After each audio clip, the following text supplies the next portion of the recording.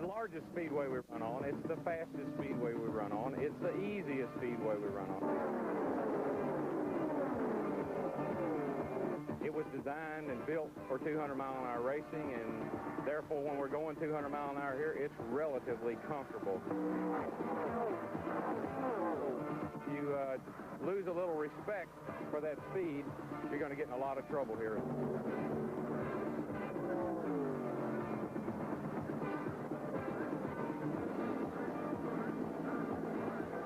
I guess you'd have to say it's a sleeping giant, and we're all giant killers, or we think we are anyway. That man is Darrell Waltrip, the only driver who has ever won the Talladega 500 twice. And the Talladega 500 is the issue of our CBS flag-to-flag coverage today. The 2.6-mile fastest racetrack in the world is about to see 40 drivers competing for some $373,000. Good afternoon, I'm Ken Squire. Welcome aboard. Our on-car cameras are all set to go. We're ready to bring you the total story, we hope, of all of the action here today in the Talladega 500. Working with me as my co-host and analyst is the two-time Grand National champion, 50 times a winner, Ned Jarrett. And Ned, the drivers hold this track in very special respect. Yes, they do, Ken. Certainly it is the ultimate as far as a high-speed racetrack is concerned. As Darrell Waltrip said, they can run relatively comfortable at 200 miles an hour. But sometimes that will tend to sort of lull them to sleep, because when you get out there with 40 other automobiles, the circumstances are different. You can get in trouble in a hurry, so they have to always be conscious of that. The cars that qualified, say, 194, 195 miles an hour will be running today in draft speeds of up to 204 or 205. That's 10 miles an hour faster than they ran in qualifying. That makes a tremendous difference in the handling ability of that automobile, so it'll jump up and get them if they aren't careful. This is the race of the dark horses, where they prance. Four of the drivers who have come through here, those four drivers have never won any other races, and it is still the track where men like Cale Yarborough and Benny Parsons and David Pearson are still trying to win their very first race. The man on the pole at 201.7 miles per hour is Cale Yarborough, and standing by with him is Larry Newberg. Cale Yarborough, 3 times a national champion. You're also number 3 on the list of winners of all time in NASCAR, but this particular race has eluded you. How does Cale Yarborough view that? Is it important to you? Well, it is important. You know, I've been lucky enough to win most every race that we've ever run, and even though I've won here, I haven't won this particular race, but I hope today we're going to put a stop to that. You know, something else, Cal. Last week when the rest of the division was up in Pennsylvania racing, you guys were here practicing. You're taking this one pretty serious, aren't you? Well, I'm serious about it. It's time I win this race, and so we came down and did some practice, and I hope it pays off for us. And the race cam. That 22-pound gadget has not at all hindered you, has it?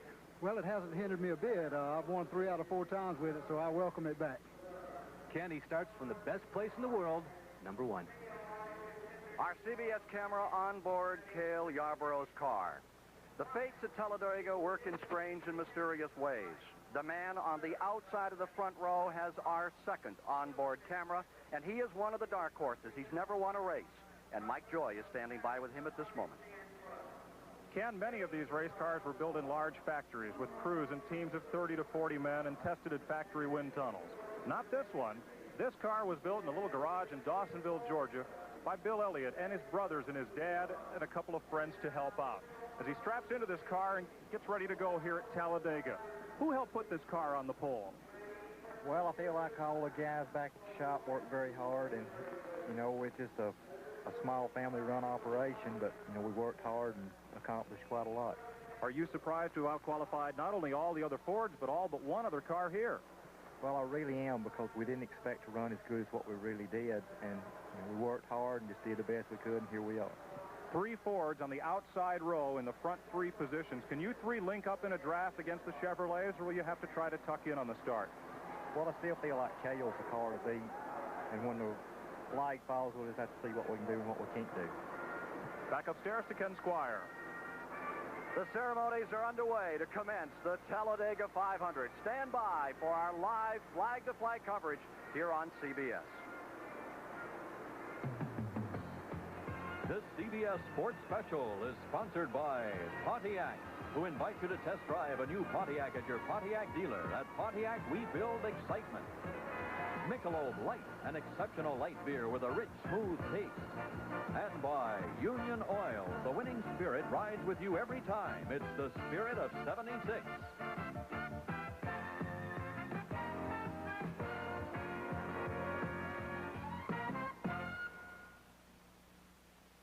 They call him the King because Richard Petty knows what it takes to win. Going into the last lap, there's no better place to be than in second.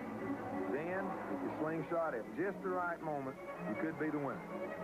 Winning, it's a part of men like Richard Petty. And that winning spirit has helped Union 76 fuel more winners than anyone else. That winning quality rides with you every time you ride out of a Union 76 station. Go with the spirit. The winning spirit. Spirit of 76.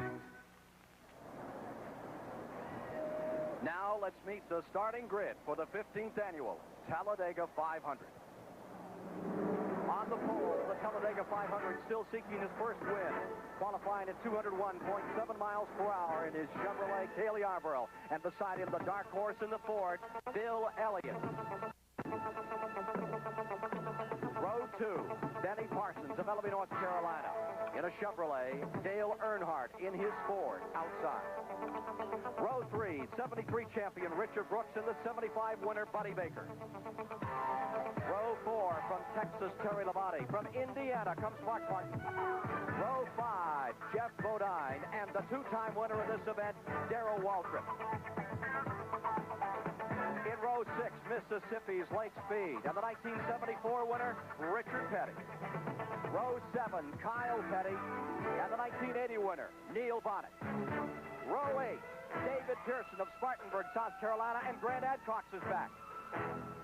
Row 9, Ricky Rudd at Chesapeake, Virginia, and last week's winner at Pocono, Tim Richmond. In row 10, the 1981 winner, Ron Bouchard and Jody Ridley. And here is the rest of the starting field for this Talladega 500. Joe Rutland and Sterling Marlin in row 11. Then comes the bandit Harry Gant in row 12 alongside Bobby Allison, who's won here before. In row 13 is Buddy Arrington in a Chrysler and Trevor Boyce in the James Hilton car. Row 14, Illinois' Bobby Womack and Cecil Gordon. In row 15, it's Ken Reagan and Billy Harvey. Row 16, Bobby Hillen out of Oklahoma and Morgan Shepherd.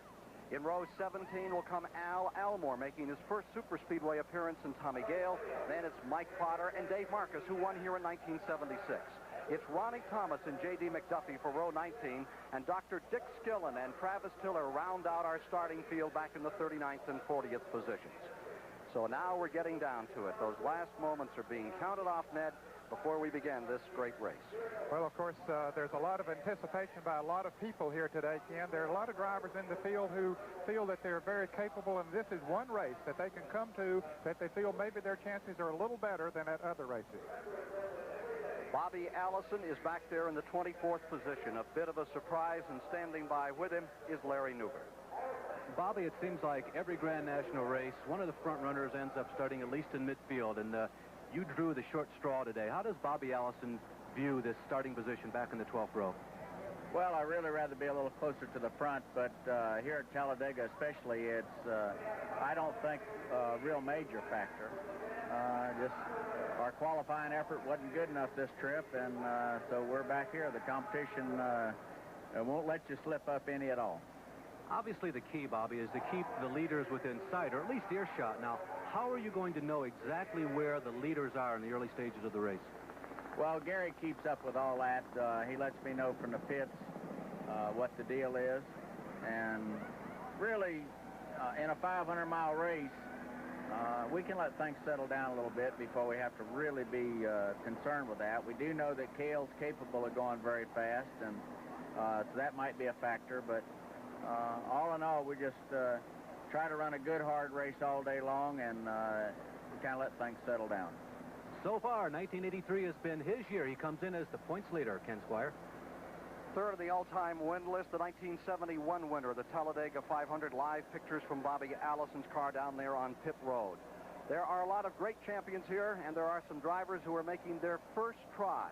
One of them is 24 years old. He lives about 17 miles from where Cale Yarborough hails, and he hopes to someday have his name recognized like a Yarborough. But for today, he's an unknown. His name is Al Elmore, and Mike Joy is there. Ken, probably every man watching at home would like to be in this Talladega 500 kind of vicariously, and one of the everymen that is Al Elmore. Why would a fellow who's running in only his 4th asphalt race ever want to run here on the fastest speedway on earth? Well, we had the chance. We got a good sponsor and all, and DK Ulrich and the crew have really done a good job on the car this week, and we're just here. We made the field, and that's something to, be proud of, and we hope to have a good finish here. You've raced twice at Nashville, once at Pocono, 150-mile-an-hour track. What's the biggest difference about going 200 miles an hour? Well, to me, the biggest difference is the straightaway speed isn't that much, but when you hit these turns at 200 miles an hour, it's really something. It's really a different ball game. Good luck today. Thank you, Mike. The field firing. 40 cars strong, ready to go for it. We've had so many great races here at Talladega, Ned, and I anticipate this is going to be another barn burner. I don't think there's any question about it, Ken. Everybody is very high. When I say everybody, I think at least half of this field, the drivers feel that they have a shot at winning this thing. And, of course, that's what creates and makes competition. You're inside Cale Yarborough's car number 28. If you were with us at Daytona, you rode with him to victory. If you were with us at Michigan, you rode with him to victory again. The question is, will the string continue for Cale Yarborough? There's Bobby Hillen, young driver just cutting his teeth in Grand National Racing, hoping for a great race today. This fellow just graduated from high school back in May, Ken, so there's a lot of young fellows around the country who would like to be in his position. Some of the 100,000 that are gathered here on this 2.6-mile track, waiting as the suspense builds, and this is always a suspenseful race. It certainly is, as they get ready to roll them off the line, knowing that in just moments that they'll be accelerating up to 200 miles an hour. There have been 10 winners already on the Grand National Circuit this year. There are at least another 8 or 10 in this field today who are capable but haven't won so far. And 10 winners is a modern-day record in Grand National Racing. You have to go back to the days when you were out there chomping at the bit, Ned, to find that there were 14 or 15. And, of course, we were running many more races on the season than they run now. We were running up 50 to 60 races, and it was easier, I guess, because of the fact you were running more races. Car in trouble on pit road. One lane has come to a stop momentarily. The hood is up on one automobile, and now some other cars moving around. Number 20 is the automobile in trouble down on pit road. Number 29, and that would be Grant Adcock's car having a problem. Grant had a very good qualifying.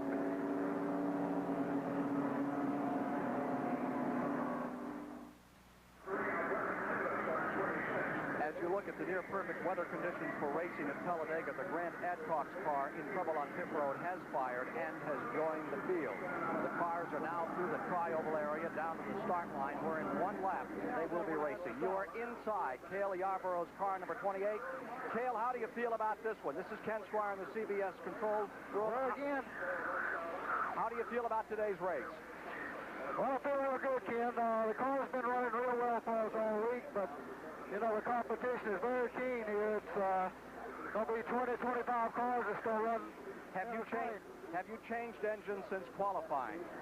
Yes, I have. This is a fresh engine, but we just hope this is as good as the one we qualified with.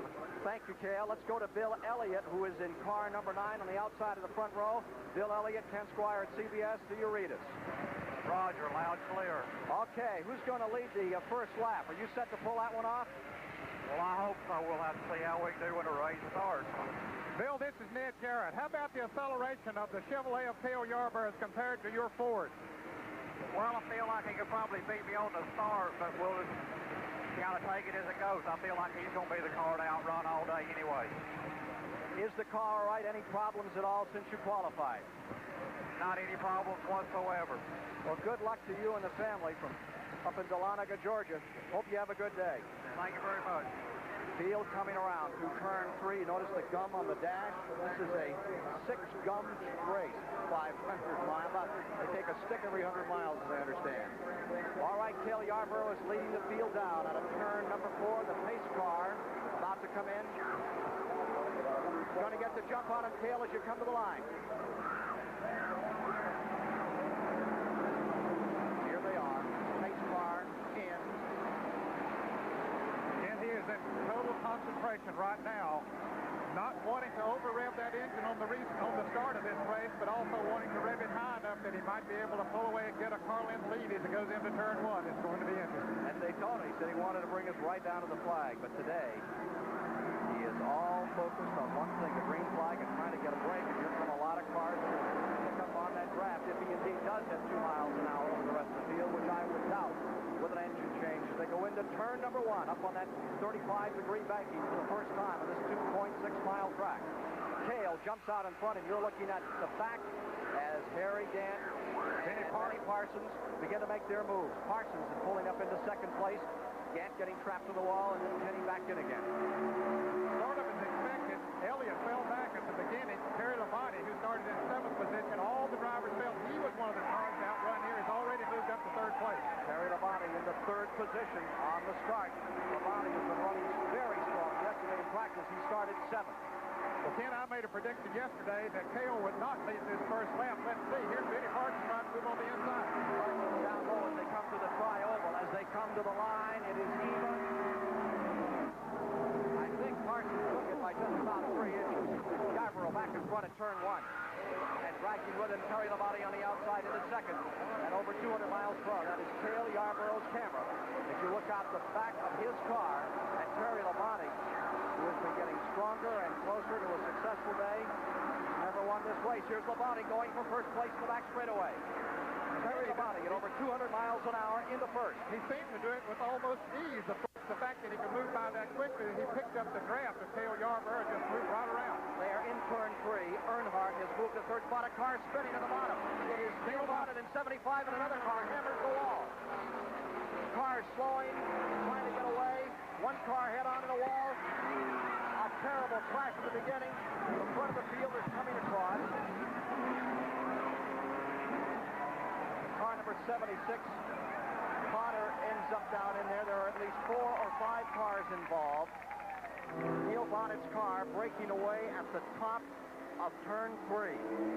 That is Neil Bonnet out of car number 75. Bonnet was on the low side of the racetrack, Ken. It looked like he broke traction as he started off the turn. There's car number 78, Richard Skillen. Dr. Skillen is against the outside wall. And here is Dave Marcus, car number 71. He was also involved. And that looks like that is Grant Adcock, who had the trouble on the starting line. Yes, he did. He did get the car to going. Incidentally, his dad... That car really hurt. Yes, it is. But Grant looks like he's okay. His dad is president of the Chamber of Commerce in Chattanooga, Tennessee. Short day here for Grant. He's not going to be able to give Chattanooga much exposure. Front end gone, back end gone. They want an ambulance for Grant Adcock as he extricates himself from car number 29. He's been 5 years away from the races. Back here today, making a return to the high-speed wars this weekend at Talladega, a track that has dealt him more than his share of despair. Dr. Skillen, who cut his teeth up on the Claremont Speedway in New Hampshire, walking away from car number 78 in the 2nd lap. Trouble out of turn 4. There you see the 64 car of Tommy Gale on the bottom right-hand side of your screen.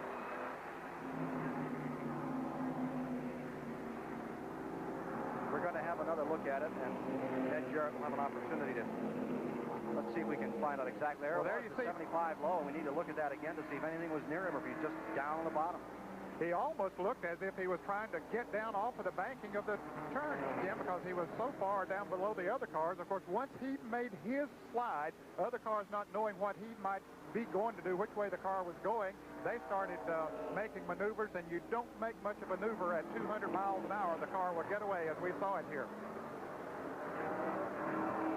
Several cars, as you can see, getting into this mammoth crash here on the 2nd lap. At these speeds, when something goes wrong with one, you can see that it can affect many, many others. There's the car number 74, the yellow car of Bobby Walwack, who now makes his home in Midland, North Carolina. He's formerly from Villa Park, Illinois. That's, I believe, Grant Adcox, who was on the ground. He has had some terrible misfortune on it, and that's Dr. Skillen, the driver beside him, showing some frustration and despair. In the early going, we have a 5-car wreck in turn 4 of the Alabama International Motor Speedway. You're watching live pictures here as they are administering to Grant Adcox. That's Tommy Gale that we're seeing with his back to us. All the drivers are always concerned about their fellow man out there. Grant Adcox has bad memories of other races here. Back in the 75 race, Cotton Lovell, a mechanic for him for many years, died of a heart attack while they were just going through a routine checkup out here on pit road. And that was to be his first Grand National race since 1979 on this course. That is Grant Adcox. Of course, we're happy, Ken, that we did see him get out of the car himself. And then, of course, the safety crews were called over to him. I'm sure that the lick that he took, his car was damaged very badly. They want to take him to the track hospital for observation. Let's take a tighter look at what happened out there. We won't see the whole thing, but we will see, I believe, as they're taking Grant Adcox to the safety center here. Okay, here are the leaders now as they come off of the fourth turn, and here's Bonnie down on the inside. He was all the way down on the flat part of the apron. You see a car back in the back getting loose. As a result, trying to make a maneuver when he saw Bonnie's car get loose. Bonnie trying to save the car. You can see he has the wheels cut to the right, but the momentum is just carrying the rear end right on around as he approaches the inside retaining wall. The number 75, the Warner Hodgson car, had started in 14th position. There's Dave Marcus's car. They're looking at the front end on that. The 1976 winner of this event. Marcus is up pretty good in the point standing, so he wants to try to get it back in there as much as he possibly can. A quick report from Mike Joy. They're working on the left side of Dave Marcus's car. You can see the sheet metal damage, the bent rim, and left side tire. They had a quick look under the hood, but we'll close it. It looks as if there's no left front suspension damage, they can get Dave Marcus back into the race without losing another lap. Marcus, the only driver who ever won this race from the pole. Let's go to Larry Newberg. Rick Castleberry is one of the crewmen on Grant Adcox's car. You've heard from Grant down at the crash scene, have you not? Right. Grant's all right. He just got a little trouble there. We're just out for the day. You guys did not have an opportunity to ask Grant exactly what did happen as he saw it from his seat? No, the car, somebody spun, and just everything broke loose from there. Well, Grant Adcox driving the car that Cale Yarborough went so fast in at Daytona earlier this year out of the race. 4 of the 188 laps complete here in the Talladega 500. First caution of the day comes early for a 5-car crash. Back with more of our live coverage of the Talladega 500 in a moment. Following the Talladega 500 today, stay tuned for the final round of the Canadian Open from Oakville, Ontario, Canada. That's coming up next today here on CBS Sports, and they have a rookie from Kentucky leading the Canadian Open as they finished yesterday after Fuzzy Zoeller had led the first day. Landrum of Kentucky trying to pull it out. Tom Purtzer in second, and California's young John Cook stays right there, also a stroke off the lead. Now, as we get ready for a restart, probably 5 laps away, Cale Yarborough stays out there behind the pace car at this time. Let's take another look from inside Yarborough's car, driving through the wreck scene. See, Dale Earnhardt is pulled up there. Just take a look at the debris left after the mayhem in turn 4. A lot of debris scattered all over the racetrack as a result of those cars, 5 cars crashing, spinning all over the track. And this is something that the drivers are very conscious about and want to be very careful not to hit any of them because these tires are very easily cut. Let's go to Mike Joy with Neil Bonnet. Neil Bonnet's car triggered the caution. Neil, what happened?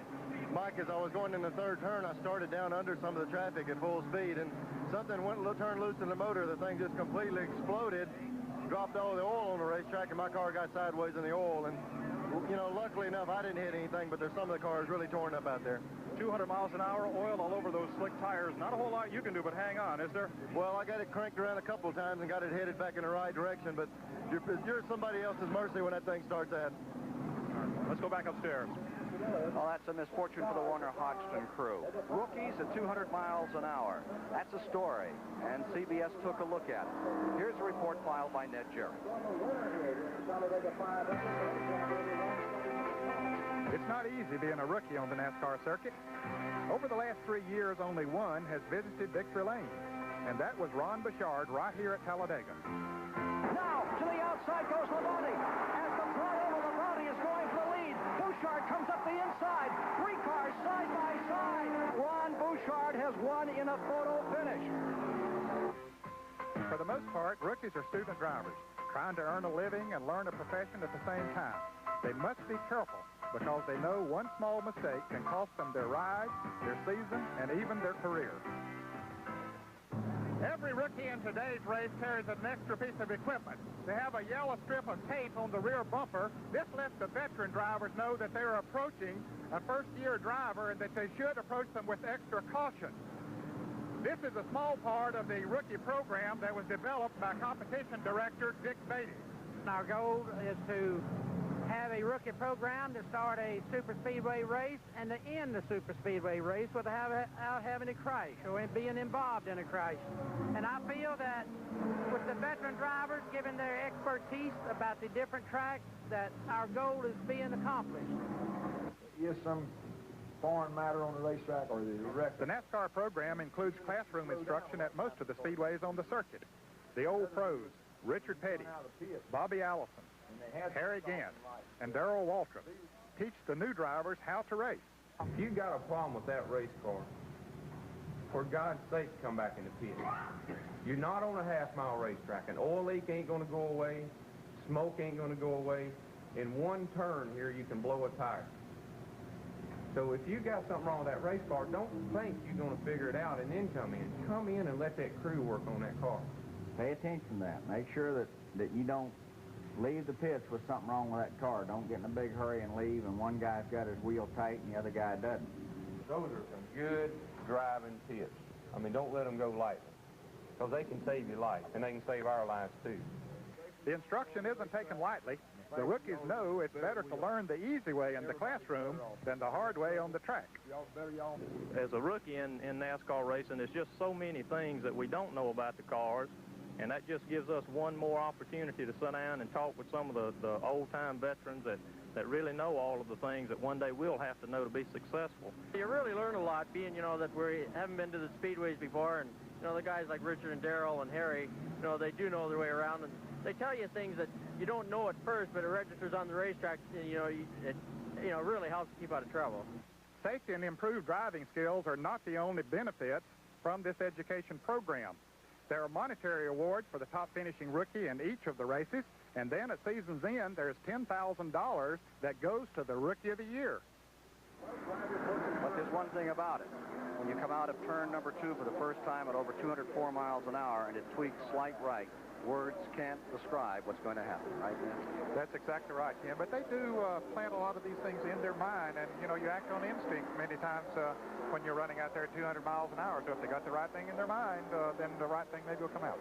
7 cars have been retired by the wreck that is still being cleaned up at turn number 4. CBS Sports live coverage of the Talladega 500 will continue after this word from your local station. With 8 laps complete, 21 miles, there are the standings. Not many are taking the opportunity to come in. Terry Labonte is grabbed first, Earnhardt is second, Bill Elliott is relegated back to the 5th position at the present time.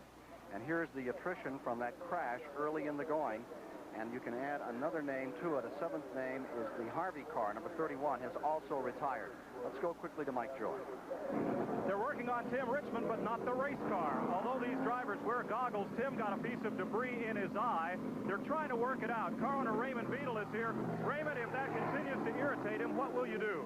Well, we've already talked to Neil Bonnet. We're going to put Neil in the car if it doesn't work out. We tried to wrench it out and deaden his eye just now, so hopefully it'll be okay. It'll take a few laps to see whether or not the solution has done its job and cleared up that eye irritation problem. Ken? That's the 3rd pit stop he's made for that problem. Lap 4, 7, and now 8 net. And I'll tell you, running at 200 miles an hour, you wanted all of your vision available to you. And there's the vision out of car number 28, complete with a butterfly there, floating along. More like floating along on a 3,700-pound elephant. Cale Yarborough in 3rd place. These cars so heavy. Cale Yarborough. Cale Yarborough, Ken Squire, the CBS. Do you read us? Go ahead, Ken. Okay. Got through that one. It was a big scrape behind you on that. What did you think when you came around and found that 6 cars had got tangled coming out of turn 3? Well, I didn't see exactly what happened, Ken. I know it was a mess when I came back around. Only concern I have now is the debris we ran through from the wreck. We just hope it hadn't damaged our tires in any way. And we're going to go from here. If the two guys in front of me pit before the green comes out, I'm going to stop too, but if not, we're going to go on. That was just the question we were going to ask. You are not going to pit then unless they come in. Right, I'm not going to pit unless they do. That's the story from Cale Yarborough. It's got to be a little chancy out there running through all that debris net. Yes, it is, Ken, and certainly is a big concern of every driver. We'll be back with more of our live CBS flag-to-flag coverage of the Talladega 500 after this message. Most guys spend Sunday taking it easy. Not me. When I'm racing a bandit, there's no taking it easy. So I'm out here early before a race trying to relax. Just me and my scope. Just a pinch gives me real tobacco pleasure without lighting up. And that wintergreen flavor's a real winner. Go smokeless with Skoal or Copenhagen. A pinch is all it takes. We may have a driver change taking place. Let's go right down to car number 27. Tim Richmond's eye is scratched. He is climbing out of the car, and Neil Bonnet, whose blown engine triggered the first caution of the day, is climbing into the Pontiac number 27, the Raymond Beadle car. It's a car Bonnet has not driven before, but since he did practice for the race and compete, he is an eligible replacement driver. Emergency medical technicians right now are trying to flush the debris from Richmond's eye. Then he'll go for treatment. We'll see if we can get a word from him while he's still here. It takes a little while, Ken, to hook up the safety paraphernalia as well as the radio equipment. It looks like they have it all about hooked up now. So Bonnet, he's about the same size, not quite as tall as Tim Richmond, but he should fit in that seat pretty well.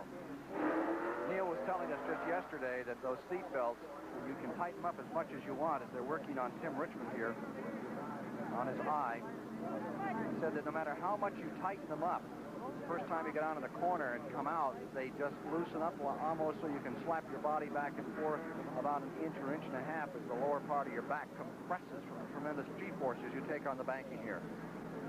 Well, that's terrible news for Tim Richmond. Checking his eye. Tim Richmond, who won at Pocono just a week ago in the 500-mile race on that 2.5-mile track at Pocono, Pennsylvania, in one of the best races of the year. He fought to get it up into the front, and he had to fight his way back twice before he finally succeeded in winning that race that was stopped by rain twice. And now here today, he really was optimistic that he was going to make it 2 in a row. He was very optimistic, and I predict that we'll see him back in that race car later on this afternoon. Here's Grant Adcock's car. They had to literally haul it in on a truck. Let's take another look at what brought around this caution, the first one of the day. There's the 75 car, which has lost an engine, bottom of your screen, center, sliding out of control. And he did a good job of gathering it up, but it starts to move up, and some people behind him who probably have room to get through, Ned, considered that perhaps they weren't going to get that chance, and they took that kind of evasive action that started the chain of incidents that has had 8 cars involved, 5 of them now out of the race. And this car that we saw slide up and hit the wall, I suspect he hit the oil that caused Neil Bonnet to spin around when the engine let go on his car, so that put him out of control, and he slid up across the track in front of other cars. They were trying to brake, maneuver around others in front of them, losing control, and we see the end result. Now repeating, the cars out are Neil Bonnet, Dr. Richard Skillen, Tommy Gale. The Travis Tiller car number 46 has been retired. Grant Adcock took heavy abuse, and the Harvey car number 31. Those 6 cars are out. 1 car has come back on the track. Bobby Wowak, number 74, has returned to it, and they have black flagged that car since. And there's the end of car number 29. And, of course, we saw some damage on Dave Martin's car. They were continuing to work on it, and I believe he has gotten back in the field as well. We are now in the 12th lap. We are in the 12th lap. They are working 12. There you see the standings as of 11 complete. And nothing changing. Notice, too, that those front 5, none of them has ever won this Talladega 500. You have to go back to the 6th position before you find a previous winner in this 15th annual, that being Richard Brooks, the man who won here and won his only Grand National race here in 1973. He feels today is perhaps his best chance of winning this race since he won that one back in 1976, Ken. That was car is really working. Strange story the year he won that race. He came here without a ride, and he left without a ride. He came here and picked up a ride of the Crawford brothers, took the car to victory. Before the race was over, they'd sold the car to someone else, and by the time he pulled into victory lane, he was back with his thumb out. Normally, if you win a race of this stature, that will set your career up for the future, but it just didn't happen in that case. Here's Ron Bouchard, a former winner here, when he was a rookie driver on the circuit, getting a change of tires. I believe before we see the green flag wave again that we'll see others coming in. They don't want to take that chance of that tire going down. They can't tell when they're riding around out there slow because of the interliner tires that they use on these cars. If the tire is a little bit low, maybe it was cut and running through some of the debris. See, he's changing all 4 tires on that car as a precautionary measure. Certainly they haven't worn the tires that bad now. There's a windshield being repaired. Be some of that for sure before the afternoon is over. There's a tremendous amount of pressure on the windshields here at the high speeds that they run, and just a little bit of a nick in the windshield, maybe a piece of debris from another track or a gravel or something fly up and crack the windshield a little bit. That's Jody Ridley in car number 84. Then as the pressure goes against it, it can cause it to crack, and we have actually seen the windshields cave in, and that's why they have those 3 strips of metal on the center of the windshield to help avoid that pressure. Here's Mike Joy. Ned, actually, that's their second windshield today. The first one got a piece of debris in it from the Neil Bonnet wreck. They put in this new one, and running around under caution, it too has developed a problem, so they're getting it securely taped in and trying to send the 1980 Rookie of the Year back on his way. Jody Ridley, who formerly drove car number 90, number 90, the car that Richard Brooks now has control of. Dave Marcus has just come in, gone back on the track another time. Marcus, number 71, and you see the Ridley car also back out on the track as we prepare for a restart with 12 laps complete. 1 more lap and they'll turn them loose. Bobby Wowak's car has now been retired. Consultation flag out, and they have put that car back to the garage, so 7 cars have retired from that initial incident here in the Talladega 500, 2.6-mile track. Live CBS coverage. Cale, no one came in. Cale Yarborough, Ken Squire. No one came in that period. And now do you think it's a little chancy when you go back to full speed? Well, it's going to be a little chancy, Ken, but we're going to start single file. We got 1 to go here now. If you made a stop now, you would end up about a mile back. So we're going to stay right where we are. Just hope everything's no tires were cut for anybody. Cale, this is Ned. How's your car handling those first couple of laps that you ran under green? Ned, the car's handling real good so far. Of course, we haven't run enough yet to really tell, but I think it's going to be okay. Got a pretty couple of strong horses in front of you there. Yeah, these boys are running real strong. We're just going to take a look at them and see what it looks like. Setting for a start. Back in 5th position is Bill Elliott. In 6th, Richard Brooks. In 7th, Buddy Baker. 8th is Mark Martin. 9th is Benny Parsons. 10th is Lake Speed. 11th is Petty. 12th is Waltrip. 13th is Ricky Rudd. And 14th is Joe Rutman as we prepare for the green to come out. Hardly had they dropped the green on the command to fire the engines by Bob O'Dear, and we are under caution here. And it's been a lengthy one thus far. Lap 3 to 14 will go down as caution laps in this 15th annual Talladega 500, and those caution laps extremely costly to 7 cars which have retired. Had 3 drivers lead thus far. Yarborough jumped out briefly, then Parsons, then Labonte.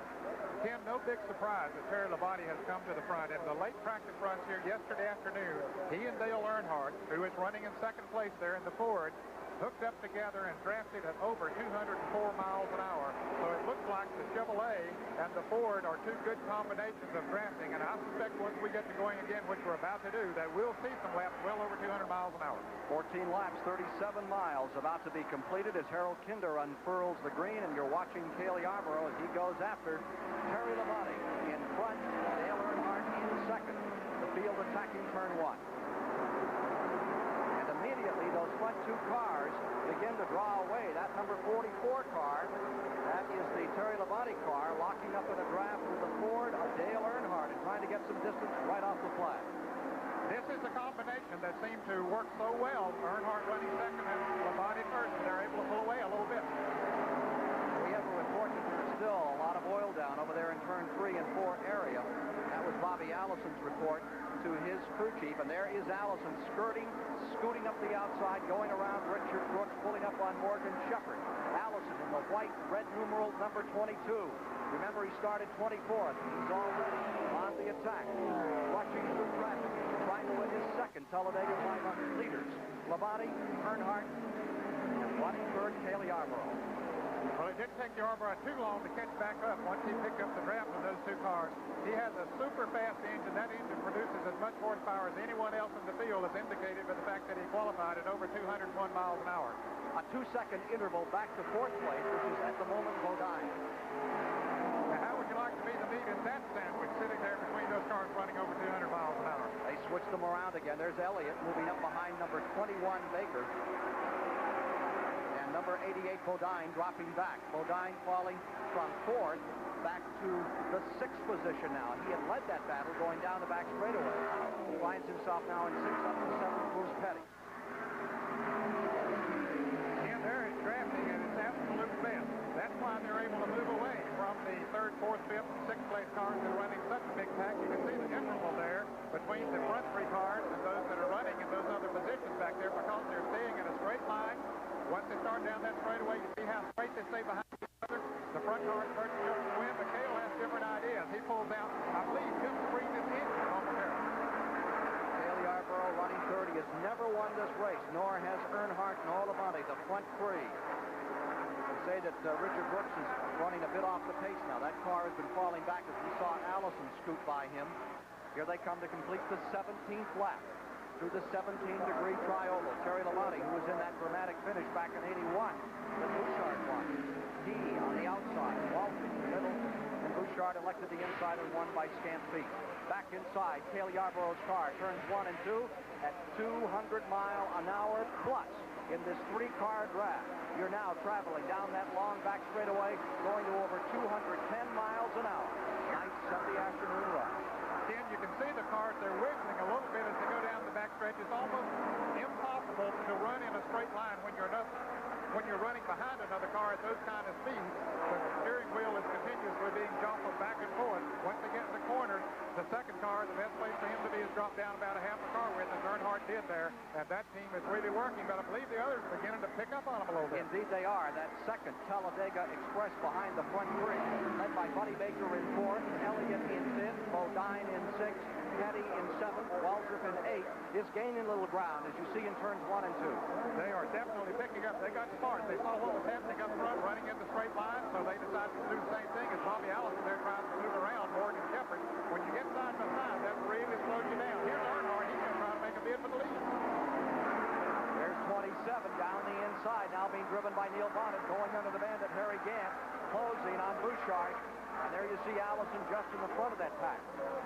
It takes Bonnet long to get accustomed to that car number 27, didn't it? One bit. 19 laps this time in the book, and they've gathered up the front of the field. Leaders coming by, and here comes Baker on the outside, charging into second. Here you see him going into second place. Cale Yarborough drops to third. Buddy Baker swooping down on that trio that was out in front, and now capturing the second position out of turn 2. He is really flying. Now he's going to try to make a bid on Earnhardt. Ford's running 1 and 2. Goodbye, Earnhardt. Boy, they just drive right on past him as if he was sitting still almost. 200 miles an hour. See you later. Now there you see the Baker car, and he had come from a 2-second deficit behind the front three. Buddy Baker is a giant of a man, and he was walking around in the pit area after he qualified on Thursday here, Ken. He's been very happy all week long. A big smile on his face, and the reason for it, his car was handling so well. Here's Bill Elliott as we watch him coming up on Terry Labonte. Meanwhile, Bobby Allison is in a pretty good draft for Ron Bouchard, but he is off the lead pack and about 5 seconds back. There you see him back in about 14th position with Bouchard. We'll get you an official position in a moment. On 47 and 22, and now Allison has moved in front of Bouchard, but wants to draft with him in their effort to overcome. Bouchard will have no part of it. He's coming right back and bringing with him Kyle Petty, and there is Bonnet in the 27 car on the attack. Well, that's car number 27, of course, started by Tim Richmond here, was one of the fastest cars in practice, and Neil Bonnet, being the professional race driver that he is, didn't take long. There's Kathy Bodine, wife of Jeff Bodine, looking at her husband go by, but it didn't take Bonnet long to learn the characteristics of that car and start moving his draft up in front with number 3, Ricky Rudd, on the tail end of it. In front again is Cale Yarborough looking back at the second-place car, Dale Earnhardt. Earnhardt in that second position. The fastest track over which the Grand National cars of NASCAR participate. And here goes Earnhardt another time to lead. Baker coming with him. Back on the inside. Back on the inside, and it's again. Well, Baker was about to get a little loose there. Baker made that tremendous charge to come up. Here they come for the tri-oval. Very loose part of the racetrack now. Yes, it is. They say this is the toughest part of the racetrack to drive. It can be a little bit deceiving. You are really running as fast there as you run anywhere on the racetrack. And the fact that you make a turn, not bank quite as steeply as it is in 1, 2, 3, and 4. The leaders going down through there just put a lap on Al Elmore, the 24-year-old driver making his first run, running in a green car running by D.K. Ulrich on the bottom of the track. Now that fourth car is Terry Labonte, number 44, as Baker goes to the lead another time. Buddy Baker out of Charlotte, North Carolina. 6'4" giant. Plows down through, and here comes Labonte with him. Behind Yarborough now. Labonte pulling up, taking some drafts along into third spot. Earnhardt back to fourth. That fifth spot is Elliott. But Labonte got sort of hung on the inside there as he pulled out, and he didn't have the momentum to go past Dale Earnhardt, so he left him what they call hanging out to dry, so he had to drop back into fourth position. In fact, he dropped back to fifth. Now it's Bill Elliott who's ready. Right, back to fifth goes car number 44, Terry Labonte. In the sixth spot is Bodine, up to seventh, moves Lake Speed, up to eighth comes Waltrip. In ninth. There's Yarborough another time.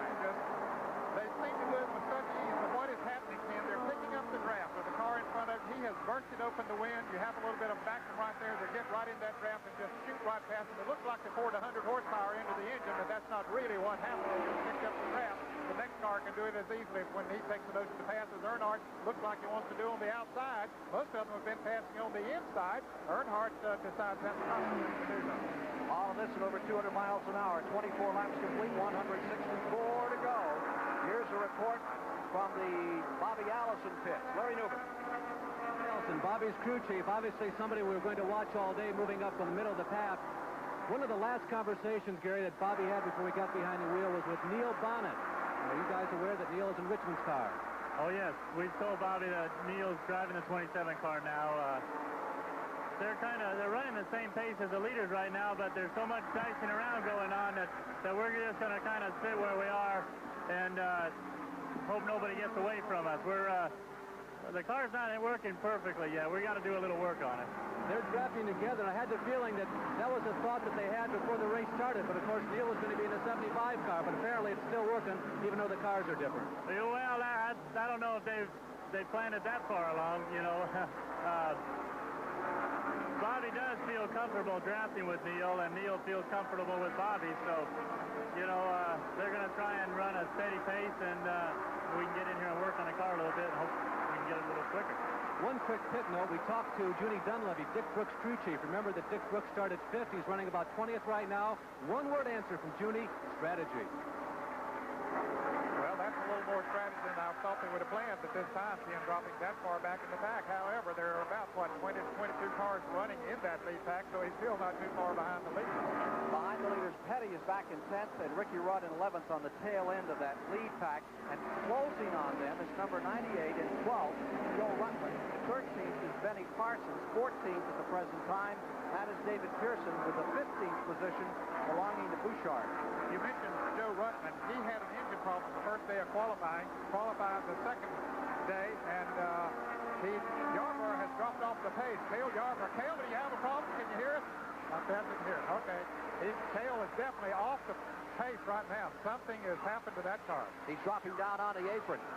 Everybody going by Yarborough, and so that skein of 2 wins at Michigan and the Daytona 500. So Encore Tinkler looks like it may be in jeopardy here, as you saw him easing down to the bottom of the racetrack and now headed for pit road. Cale Yarborough, car number 28, who has never won this Talladega 500. He has led it time after time, but it looks like this is going to be another of those times. He said something about on the right side, so he must have a tire going down or something, Ken. We could just hear him as he came into the pit telling his crew chief, Waddell Wilson, that he needs the wheel on the right side. Well, remember at Michigan, he fell back 2 or 3 times the race and came back to win it. Let's see what's going to happen here. Well, they have him serviced now, and he's headed on down pit road. So right rear tire was changed. So a tough break. Let's see if he can get out in front of the leaders and stay in the lead lap. Here he comes. He's coming to speed as he comes down pit road, but the leaders are rapidly approaching through the tri-oval. And it takes a while for him to get his speed up while they're already up to over 200 miles an hour. He's really going to have to accelerate to stay in front of them. That big Talladega Express comes rambling down through the first and second turn. Yarborough is about 300 to 400 yards in front of them as they go into the back straightaway. Of course, the problem that he will have, Ken, is the fact that they're hooked up in a draft. They will be able to run faster than he can out there running by himself. Even as fast as his car is, I suspect that they'll run him down. Well, there you see him running by himself on the tail end of the lap, and there is the shadow behind him, which is the lead pack closing on Cale Yarborough. Before Cale had his trouble, I was about to mention that Joe Ruttman qualified on the second day at over 199 miles an hour, which was about the 3rd or 4th fastest in the field. So that's one reason that he's been able to come up through the pack as well as he has. That car was really running fast. Baker first, Earnhardt in second. They storm down into the first turn. That 3rd spot remains with Terry Labonte. Terry Labonte staying 3rd. That 4th position is Bill Elliott. Bodine is 5th, and Lake Speed is 6th. In the 15th annual Talladega 500. Next Sunday on CBS, we'll bring you a battle of 2 super featherweights. Undefeated, Hector Macho Camacho takes on Rafael Bazooka Limon in a live 12-round bout. And the real cowboys compete in steer wrestling, calf roping, and bull riding at the Calgary Stampede. All next weekend on CBS Sports, beginning at 4 Eastern. Live at the Talladega 500 as they wheel them down on turn number 4 another time with 32 of the 188 laps complete. They are overwhelming Cale Yarborough coming to the tri-oval. And when he came back on the track after making that unscheduled pit stop, he was about 3.5 seconds ahead of the leaders, but now they are winding down at about a half a second a lap. You can see Buddy Baker coming up, just moving up ever so close every lap. The 1976 winner of this event, Dave Marcus, has retired, the only man to ever win it from the pole. Oil cooler problem. And here comes Baker. And Buddy Baker would like nothing better than to put Cale Yarborough a lap down because he knows how tough he is to beat. And if he can get him 2.6 miles down, that would make it that much easier for him. Just one other driver that would have to beat at the end. Last lap at an average speed of 196 miles per hour. Now there's Baker sneaking up on the outside, heading to the tri-oval. Baker first, Earnhardt second, Labonte 3rd. Still in 4th is Elliott, 5th is Bodine, 6th is Lake Speed, and Mark Martin is in 7th, with Richard Petty in 8th, Joe Ruttman in 9th, Darrell Waltrip in the 10th position. Now he should stay with that group, shouldn't he, Ned? Yes, I would think that he'd be able to keep pace with them. In fact, what he would like to do is ride right there on the back bumper of Buddy Baker. Then, should he see the caution lights come on, he would try to draft past him and get back to the lead lap before they get back to the start-finish line. Of course, Dale Earnhardt has some other ideas. He'd like to push Cale back a little bit farther. Back in 11th position is Neil Bonnet driving the Tim Richmond car with Ron Wishart in the 12th position. Here are the leaders for 35 laps. 10 pit stops will be coming up for these other drivers before too long, so that will put Cale Yarborough back in good position again because they can run about 36 to 38 laps on this track on the tank of fuel. 13th position at the present time is Allison. Benny Parsons is running 14th. Kyle Petty is back in 15th. To the inside, Dale Earnhardt, who turned the tide around at Nashville and won himself a race. 2 races back on the 30-race, $8 million NASCAR Grand National Tour. Earnhardt is certainly a tough customer. He's one of the hardest chargers on the circuit. He likes to run up front. He enjoys running close with other race cars, even at the speed that they're running here today. Buddy Baker stays He's out in front. The 1975 winner of the Talladega 500 now in the lead. Cale Yarborough a lap down to him. The second place car is Earnhardt.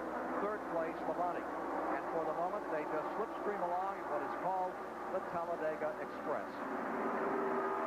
Here is Earnhardt making another approach into turn 3 on the leader, Baker. Gets by the lap car, pulls up, runs out of room to run for the lead. And let's go quickly to the pits with Mike Joy. Waddell Wilson, you changed the cut tire on Cale's car, but he continues to slip back in the field. Is there a further problem? Well, we had to change the right side, and that messed the stagger up some. So hoping we'll get a caution, and in the meantime, be able to get our lap back and get them in here and be able to change all 4 of them. We have a major change in the race. Car number 15. We have a major change. Earnhardt seems to be in trouble and backing out of it, and there's some other cars slowing down at turn 3. Bodine's car is slowing way down, coming out of 4. You can see at the bottom of the racetrack, car number 88, and there were cars all over him. It looked like we were going to have an incident in turn number 2 or 3. Car number 90 is pulled onto pit road, and in this last lap, several of the favorites in the event are having problems, and there is Jeff Bodine in number 88. I believe he had leg speed right behind him. He really had to hit the brakes and went sideways a bit. Buddy Baker's pitting. Scheduled pit stop for him, and here comes his next Terry Labonte or Bill Elliott right behind him. All the drivers will be coming in. There's Richard Petty coming out of the pits. He apparently was out of gas. That was number 90, I believe. Let's go to Larry Newber in the pits. Buddy Baker, who has led much of this race in the early stages, may be a surprise to those of you who have been watching races here at Talladega over the past decade. Usually the attrition is very high, but Buddy Baker has been right on the point all day long. Mike Joy at the other end of pit road. A major chassis change on the Dale Earnhardt Ford. Car owner and crew chief Bud Moore reached in with a ratchet wrench and cranked down about 2 turns on the left rear of the automobile to try to improve the handling. Ken, as they were giving those reports, Jeff Bodine coasted down pit road as we see Terry Labonte coming into the pit, and there is Bodine in the pit. I think he ran out of gas. As he came off the second turn, had to coast all the way around. That was a costly, you might say, error, but running out of gas on a track like this is very, very costly. 39 laps are complete. Here's the situation. We're 103 miles into it, and apparently Bodine did run out of fuel, and I believe Earnhardt ran out of fuel. He could very well have. They run it almost to the limit, and I'm sure that they were misled a little bit in their thinking as you see Labonte go back out on the racetrack, that maybe they ran that many laps under caution, didn't burn as much fuel, thought they could go a couple of extra laps, but for some of them it didn't work. All right, the leader is now number 27, the Tim Richmond car that Neil Bonnet is driving with these pit stops taking place, but everything will change here. This will be a wholesale change of positions as they are coming in for fuel at this time. There is Joe Ruttman's 98. There's Richard Petty coming in. Parsons in the 55. He's pitting. David Pearson has just been in. There is Joe Ruttman, set on the pole at Dover, Delaware earlier this year. And there is the Earnhardt car back out there again, and apparently did run out of fuel. Mike Joy. Mort, did he run out of gas? Yeah, we ran out of gas. We was going to pit him that lap, and so he would have been stopping on the 38th lap, but he ran out on the 36th. So I think we'll be all right now. You reached in and made a major chassis change. What does that do when you crank down on that bolt? I didn't quite understand what you were saying. What does it do when you crank down on that bolt, when you make the chassis change? Well, we're tightening him up a little bit. He said he was a little bit loose, so we're tightening the car up. Back upstairs. And Ken, when he says a little bit loose, what they've done is shift some weight from the right front to the left rear of that car as Darrell Waltrip goes back out on the track. Neil Bonnet taking over for Tim Richmond, now leading the race. Now, he'll be able to run, Ken, another 8 or 10 laps. See, that was the tail end of that caution period, which was about 13 or 14 laps when he was in, and they did fill it up with gas. That's exactly what happened when they replaced Tim Richmond with an eye injury. We'll try to update you on that as soon as possible and put Neil Bonnet at the controls of car number 27. They topped the tank, so his range will extend a little further. Lap 10 is when he pitted for fuel, so we can anticipate, what, 4 more laps? At least another, maybe half a dozen laps. And one edge that this does give him is that there's a possibility of a caution during this period. The others made theirs under the green flag. He might even be lucky enough to catch a caution. Bobby Hillen, the 18-year-old out of Midland, Texas. Did we say Oklahoma? Midland, Texas is back on the track at this time. He's been in and fueled. We've had 3 more cars retired. Cecil Gordon has retired. Dave Marcus, I think we mentioned, he is followed by the way outside with an oil cooler problem. Remember, he got stung in that second lap crash, the first incident of the day. And the 10th car to retire was J.D. McDuffie from Sanford, North Carolina, lost the engine on car number 70.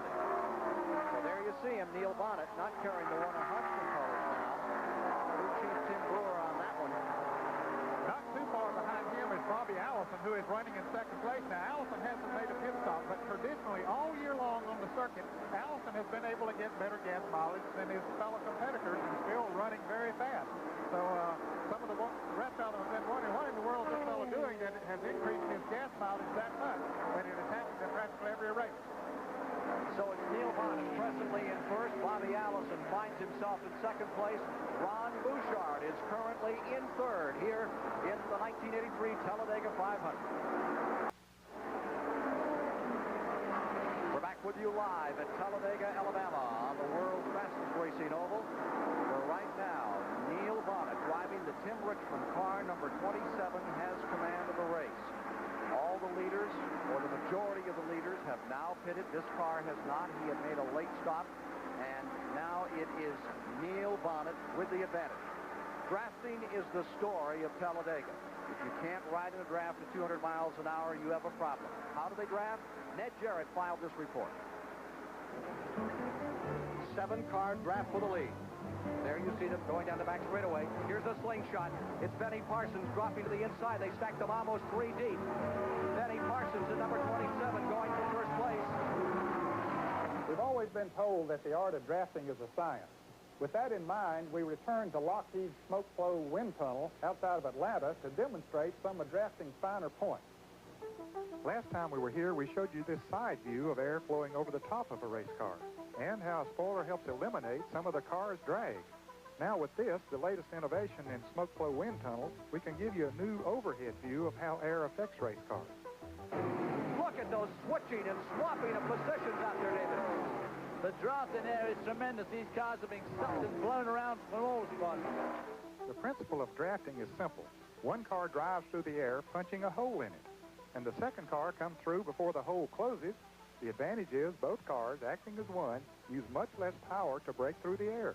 This principle also works for 3 cars, 4 cars, or for as many as are in the draft. Although the second driver has the advantage of being pulled in the first car's wake, he cannot stay there long as no air is reaching his radiator. To avoid overheating, the second driver will back off far enough to retain the advantages of drafting, but not so close as to overheat. From this position, both the second and third cars can build enough momentum to slingshot by the first car. Notice how these drivers working together use a 2-car draft to slingshot by the first car. What all this means is the fastest car might not always win. In fact, the winner may come out of thin air. Now, to the outside goes Labonte. As the throttle, Labonte is going for the lead. Bouchard comes up the inside. 3 cars side by side. Too close to call. A bit of the story of drafting. We've just had a change of position. Car number 27, now being chauffeured by Neil Bonnet, has come in for fuel, and you are watching the leaders as they attack turn 3. Terry Labonte's car number 44 is right there with Buddy Baker in the car number 21 as they begin to battle it out. All the leaders have now pitted, and we are looking out Bill Elliott's window. He is in 3rd position. Elliott running 3rd at the present time. Bill is doing a good job of drafting on Buddy Baker's car number 21 as Baker drafts on Terry Labonte. Front 3 into turn 1. Here's a quick report from Mike Joy. Tim Richmond, that must be a frustrating feeling to have your car come in for a pit stop and you not be in it. Well, it was. It's kind of interesting, though, to see it from this side of the pit, you know, and see how the boys work. I know they do a good job, but I didn't know they was that good. How's your eye and what happened? Well, after the caution, when Neil blew up, we normally take our goggles off and dry our eyes to make sure it keeps from sweating inside the goggles. And when the car slowed down, some kind of air started circulating in the car, and all the oil dry and dust and rubber came up and went in my left eye. They got some of it out when we came in and pitted, but I couldn't get everything out, so they had to take me to the hospital and got the rest of it out.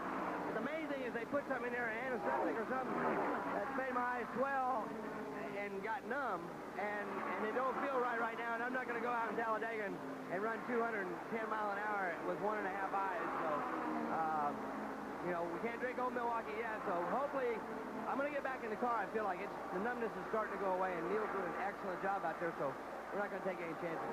If it goes green the rest of the way and we don't have a chance to get back in, we're going to let Neil have it the rest of the way. But my eye is getting better, and I will get back in if we do have the right chance.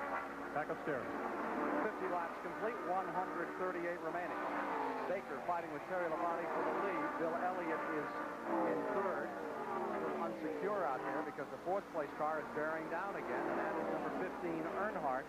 And Ruttman is being shown in fifth, car number 98. Ruttman has really made a charge from the front. He started in 21st position here today, and now running in fifth. That's quite a tribute to him and to Lady Harris, the crew chief, who set the car up so well. Bobby Allison has come to sixth from the 24th starting position, and Richard Petty is in the 7th position. There you see Al Almore, car number 6, the green car down on the inside, the 24-year-old youngster that we met at the top of our program today. There's the battle for the lead. Baker first, Labonte second, Elliott third. So now Labonte becomes the meat in the sandwich between the two Ford cars, and he knew that they were the cars that he had to beat here today because they do draft so well. They handle well in the turns. You can see how stable they are once they approach the turns at upwards of 200 miles an hour. But Labonte's car is handling well, too. Dale Inman is the crew chief on his car, and Inman was with Richard Petty when Petty won about 190 of his 197 Grand National victories. So he knows what it's all about, how to set a car up and make it handle well. There's Richard Petty, 7th position, car number 43, a couple of wins this year. Coming up in 2 weeks, they're going to have Richard Petty Day down in Level Cross, North Carolina. There you see the 27 car coming after it. They're going to open up the whole place and raise money for the volunteer fire department. Get a chance to go all through his compound, and he's opening the entire Petty facility. They have to update their fire equipment and buy new band uniforms, and that's how they're going to do it in Level Cross. Well, they'll be commemorating his 25th year in Grand National competition, and what a career that has been. Tires may be the story. Here's Larry Newman. Came off of Ron Bouchard's car was a routine tire change. You know, the temperature on these tires, or the tire meets the racing surface, is supposed to be about 190 to 200 degrees. This tire got so hot, no problem with the tire, but it got so hot that it actually melted the paint that was used to read out Goodyear. It was that hot on the racetrack, and that's an unusual situation. Mike Joy covering the other end of the pits today with yet another story from down here where it's about 100, I'd say. It's just about that, Larry. Joe Ruttman started back in the 11th row. He's now in the top 5. That thing really must be working for you, Buddy Parrott. Well, Mike, it really is. The car's working real good. We just had a right side change. Got to look at the tires. We took the tire temperatures and it looked real good, and maybe we'll have a good day for this Levi Garrett Benfield Racing team. Did you have to make a chassis change? No, we didn't have to make a chassis change. The car's riding about neutral right now, and if this weather stays, you know, the overcast skies, that's really going to help us a lot. And like I said, we've had a few problems in the last few races, but maybe we can run 500 miles and give the fans a show today. Kim? Joe Ruttman, who gave us quite a show at Daytona a couple of years back. There's Baker going through traffic. There you see Bodine's car and Benny Parsons, number 55. And Bodine is about to go a lap down, and we understand that Benny Parsons had to make an extra pit stop, so we're assuming that he's going a lap down also. Bodine did run out of gasoline. That put him farther back in the field. Now he's about to go a lap down. 90 car also going to lap down. Richard Brooks, who won it in 73. The man out in front. And there's Bill Elliott passing car number 90. Richard Brooks, the 73 winner. The man who won it in 75, Buddy Baker in the lead. Here he is closing up on Bodine. Baker loves this track. He loves to run fast. Well, he's the only driver to win 3 in a row on this racetrack, and one of, 2 drivers to win 4 here. I think Darrell Waltrip has 4 wins, and Baker is the only other driver that has won that many times here. Terry Labonte stays right there in second place. Terry Labonte holding on to that second spot, and Bill Elliott maintaining third. But the rest of the field is gathering up on that trio. The 4th position is Earnhardt. The 5th position being Ruttman. There you see a little further back. That next battle behind them is about a half second behind. It's back to 5. There is Earnhardt. And right with him comes Neil Bonnet and Richard Petty. Petty now being 7th. So we'll be back with more of this Talladega 500 shortly. CBS live coverage of the Talladega 500 continues after this word from your local station. This is CBS. There's a thunder rolling across the Carolinas in the form of Ford Thunderbird. Quality control has been excellent. In fact, I've been so impressed that I purchased the black Thunderbird for my son. The dollar value of the 1983 Thunderbird is the best of any of the automobiles that I looked at. Quality is here, and you're not going to pay any extra for it. Take a test drive down Thunder Road at your Carolina Ford dealer today. Ford's done it right. Mr. Copperfire, General Copper and Brass Company of Collingdale has a full line of copper and copper alloys in sheets, rods, and tubes. Our services include slitting, sawing, and shearing. General Copper has bearing bronze up to 24-inch OD and 105 inches long. Whether your order is large or small, make General Copper and Brass Company of Collingdale, Pennsylvania your first call. Thank you. WKRP, weeknights at 11:30. This CBS Sports Special is sponsored by Refreshing Hawaiian Punch. Speed Stick Deodorant, the wide stick. Effective protection in just a few strokes. Speed Stick by Menon. And by the makers of Skoal and Copenhagen. A pinch is all it takes.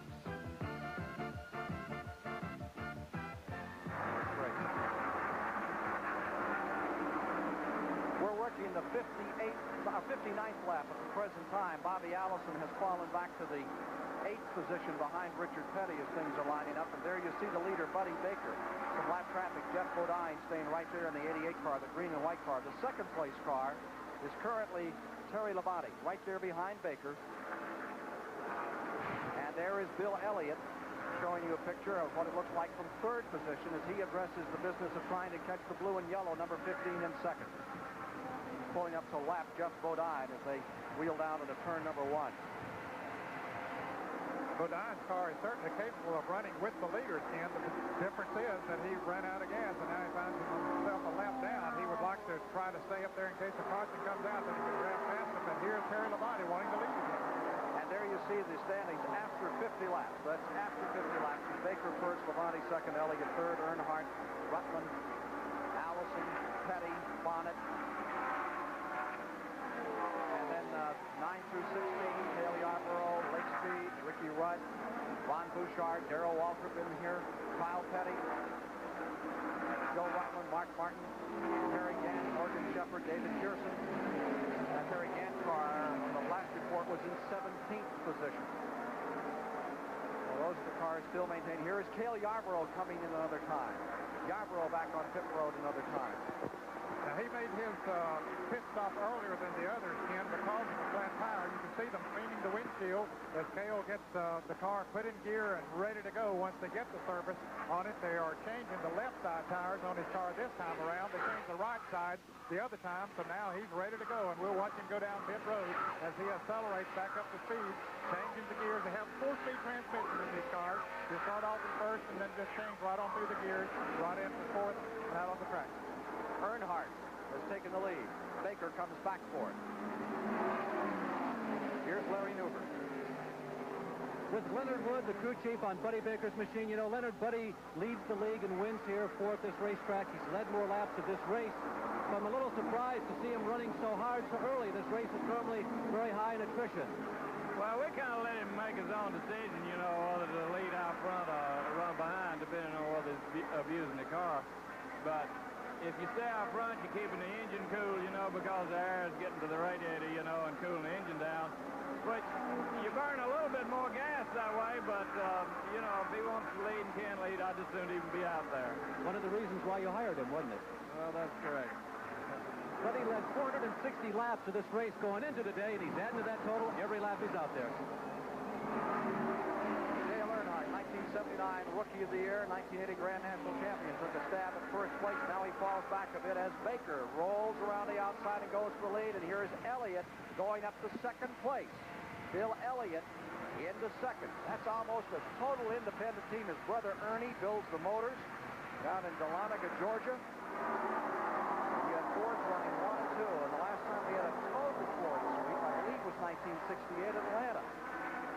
Did has been quite a while, Ken. Of course, they are somewhat in the minority as far as numbers of cars in the field, but since the recent rule change, the Fords have really been running good. Baker won at Daytona, then Earnhardt won at Nashville on the short track. 1969, 6500. They swept 5 spots that day.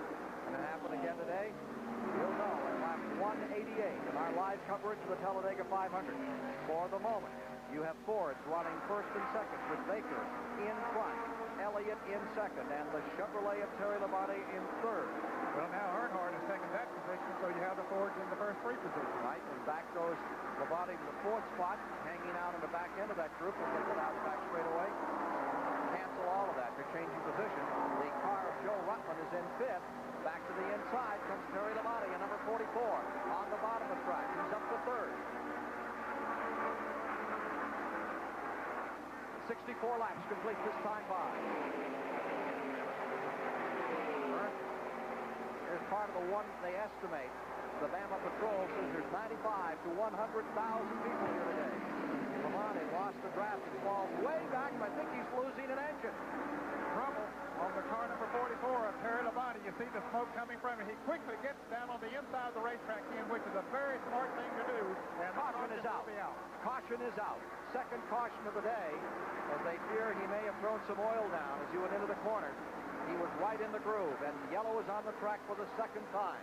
Very heads-up driving by Terry Labonte and the fellows behind him. He gave him the hand signal, I'm sure, as he went in there. Look at Yarborough trying to roll through traffic. You see him coming around. Remember, they raced back to the line, and Yarborough is trying like the dickens to get a lap back. He's trying to get, and so is Bodine in the 88.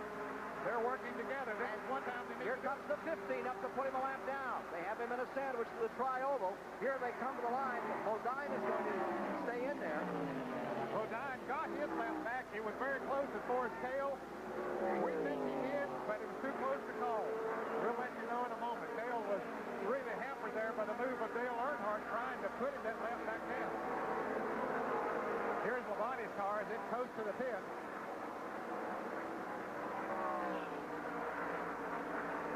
We may have a replay to take a look at what happened to Terry Labonte at some just about 200 miles an hour. Let's watch what happens here. He's right up in the groove. That's not, that is, there you see him on the inside. As Cale goes past on the outside, Neil Bonnick's running right on Cale Yarborough's bumper.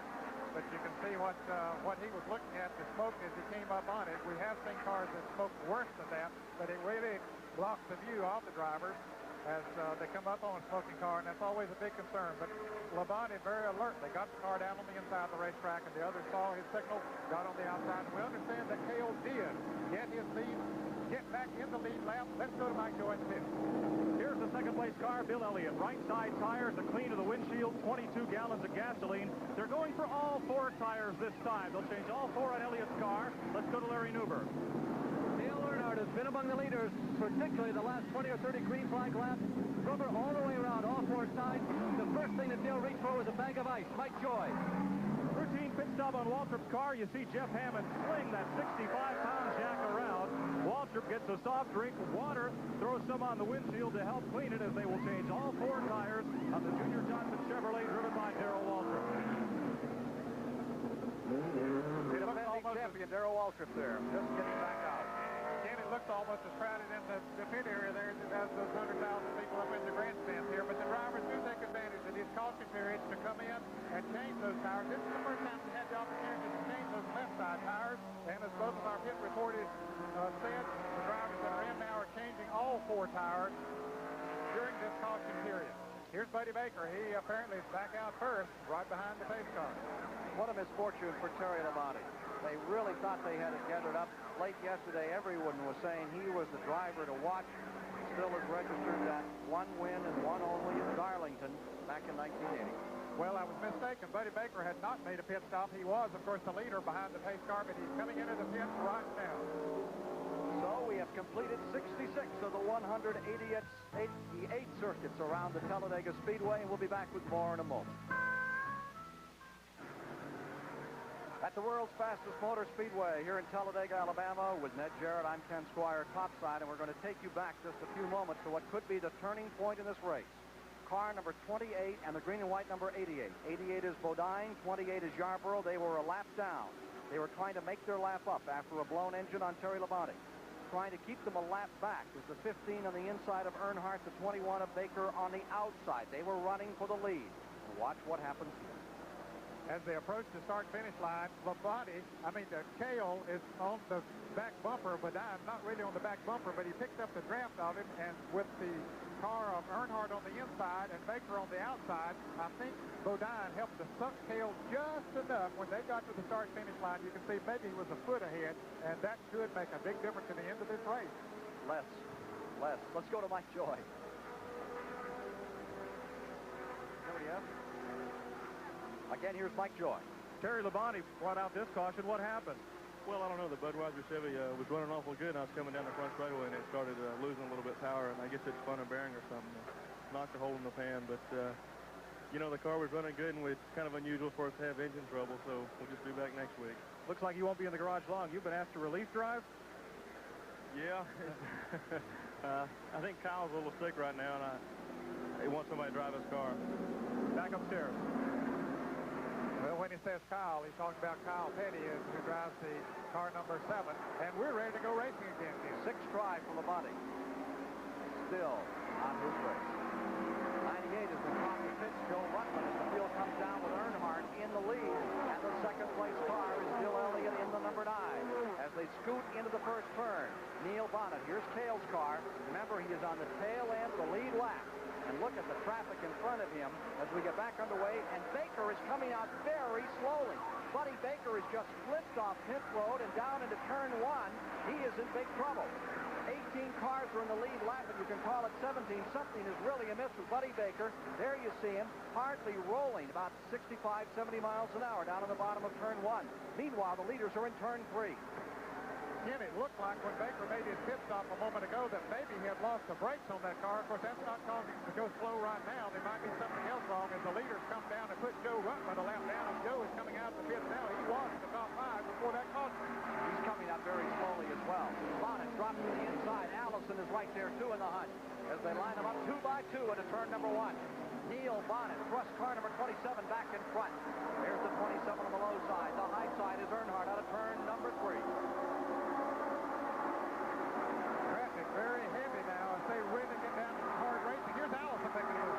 Allison down to the inside, going through it. Harry Gant, who's in line back on the end of the lead lap at about 17th spot. He's making his attack now. And there's the picture from Bill Elliott's car as they swing down into turn number 3, working lap 71. Ken, Bobby Allison likes to lead any race that he possibly can, but it's always an incentive there. He's leading the Grand National point standing going into this race today. There is a 5-point bonus for any driver who leads the lap, and that should make the difference in the championship at the end of the year. That is the Parsons car that's up there, and still hanging on the tail end is the Harry Gant car.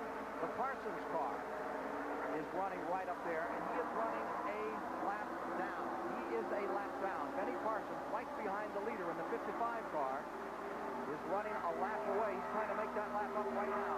Bobby Allison, his squad is going from 24th position in the lead. And now another member of the Alabama gang, Neil Bonnet, down the inside, takes the lead. Bonnet goes into first. Allison dropping back a bit up in the banking. Parsons has his lap made up. Third spot is Earnhardt. Gang warfare out of turn 4 into the tri-oval. Getting a bit of a draft off Parsons is Neil Bonnet in the 27 car, replacing Tim Richmond. Third is Allison, fourth is Earnhardt, fifth is Bodine, sixth is Elliott. Earnhardt's car, after they make that adjustment, seems to be working very well. Let's go to Larry Newber. He's looking at the Buddy Baker. Ned, we're just about absolutely certain the only problem Buddy has is brakes. We say he has no brakes, we mean no brakes at all. That's why he went so slow coming around the last lap. He was hoping to go slow enough so when he came down the pits he would be able to stop. We didn't know whether or not Buddy was going to try and bring it here to his pit stall or take it back to the garage, and now it looks as though Buddy has hauled her behind the wall. Yes, Mike he has. Joy? They're in the garage, Ken. They're going to try to fix that car, get some brakes in it, get it back in the race. We'll go and get the story for you. Unfortunate for Buddy Baker. Meanwhile, just barely in the lead lap, there is Benny Parsons. Car number 55, he's never won this race. 1973 national champion. Neil Bonnet locked up in a draft with him. Then it's 20 car lengths back to the second place car, which remains Dale Earnhardt. The But third place is Bodine, who did that incredible job of making up that lap in the Cliff Stewart car. Footing, Parsons, one lap down. Neil Bonnet. And there wasn't a great deal that Benny Parsons could do about that, Ken, because Neil just simply picked up the draft, moved right around him, and put in that lap down. Now, Benny has had one of the fastest cars. He qualified in third position, but he made an extra pit stop under the green a while back, and that's the reason he's a lap down. As they charge back to the line another time, it will be Bonnet in first, Earnhardt in second, Bodine in third, Allison fourth, Elliott is in fifth, Bouchard is up into the sixth position, Lake Speed hanging right in there. You're looking out now on the field as they go through turns 1 and 2. Dale Yarborough's car right in there behind Lake Speed. Lake Speed has done Mississippi driver has done a terrific job today with a Haas Ellington car. He's been right up here in the middle of this lead lap. Yes, he has, Ken. He ran a very good race here in May, the spring race at Talladega. I think he finished in third place and ran with the leaders all day long. He likes this racetrack, as many of the other drivers do. Bodine made that lap up, now in third spot. We saw his wife a little earlier down there on pit road. Counting the laps off for him. He is third. Allison fourth. Bouchard down on the inside working on Elliott. Behind them comes Lake Speed, and then following along is Dale Yarborough. Yarborough is in eighth. And Yarborough has made up the lap he has lost. Sure, those leaders aren't too happy about that. No, they are, Ken, because he is absolutely one of the toughest competitors that they ever run up against. As we see Earnhardt move into the lead there in the car number 15. Bodine follows around, but here comes Neil Bonnet back on the inside for third, for second. Fixing the tires up for some more tire changes here, putting those lug bolts on. Back they come out of turn 4. Elliott's up to fourth, 195 mile an hour last lap. Now there's Bill Elliott right in there behind Jeff Bodine. That's now third place that you're looking at from the fourth place car. Bill Elliott out of Dawsonville, Georgia, the Lanigan area. Look how close Neil Bonnet is running on the back bumper of Dale Earnhardt. Now that is drafting at its best. He drops back just a little bit as they go into the turn, drops about a half a car length below him, but as they accelerate off the turn, then he's able to move right back up on him. That is doing a good job of that.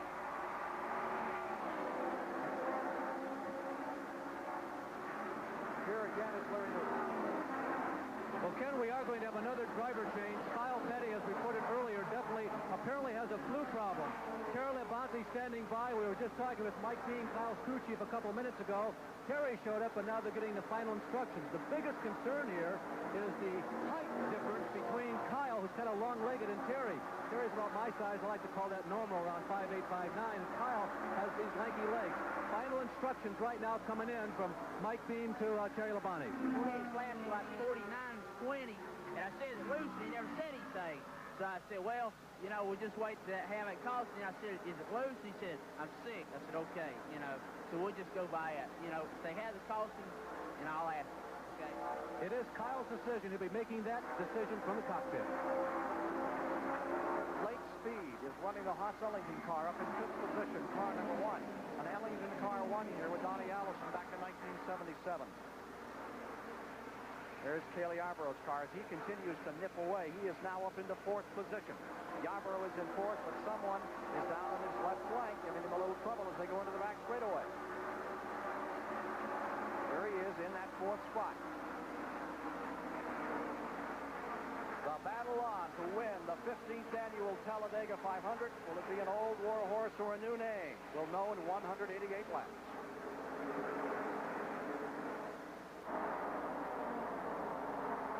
Next weekend on CBS Sports, the 74th U.S. Clay Court Championships.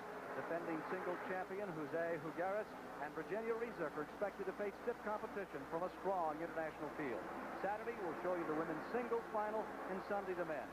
Join CBS next Saturday, 3:30 Eastern, 2:30 Central and Pacific. Guess who's back in first place?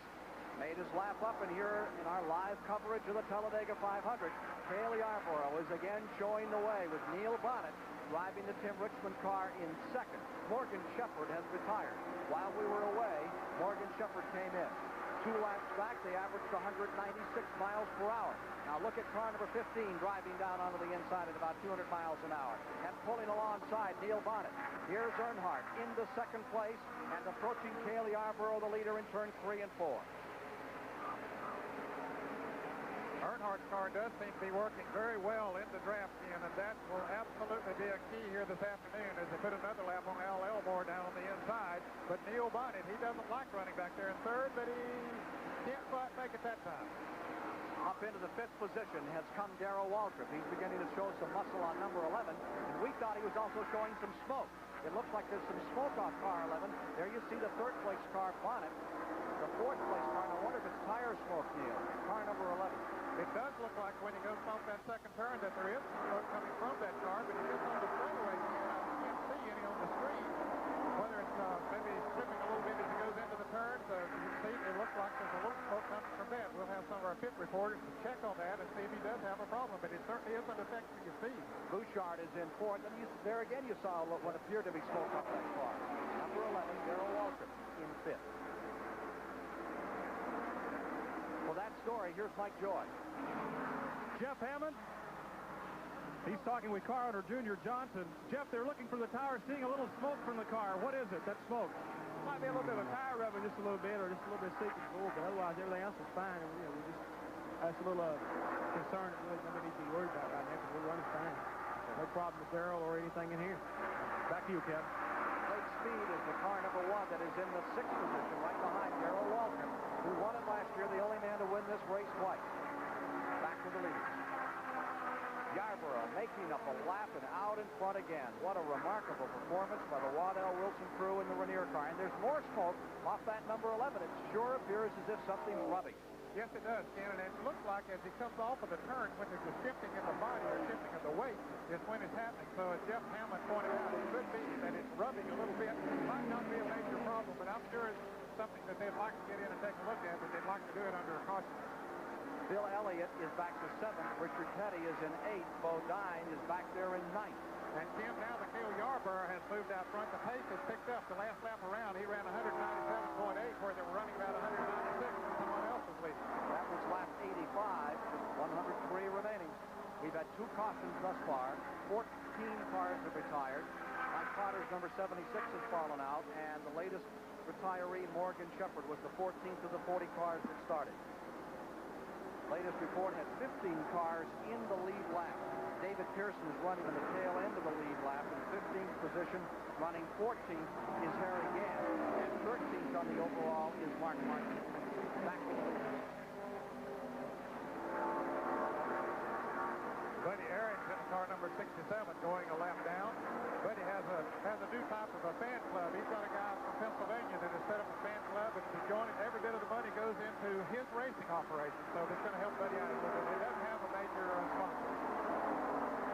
Meanwhile, running all out back, free and lonesome, Al Elmore, the 24-year-old driver who's making his first try at a super speedway today. He's staying in it, staying out of trouble, and that's what counts.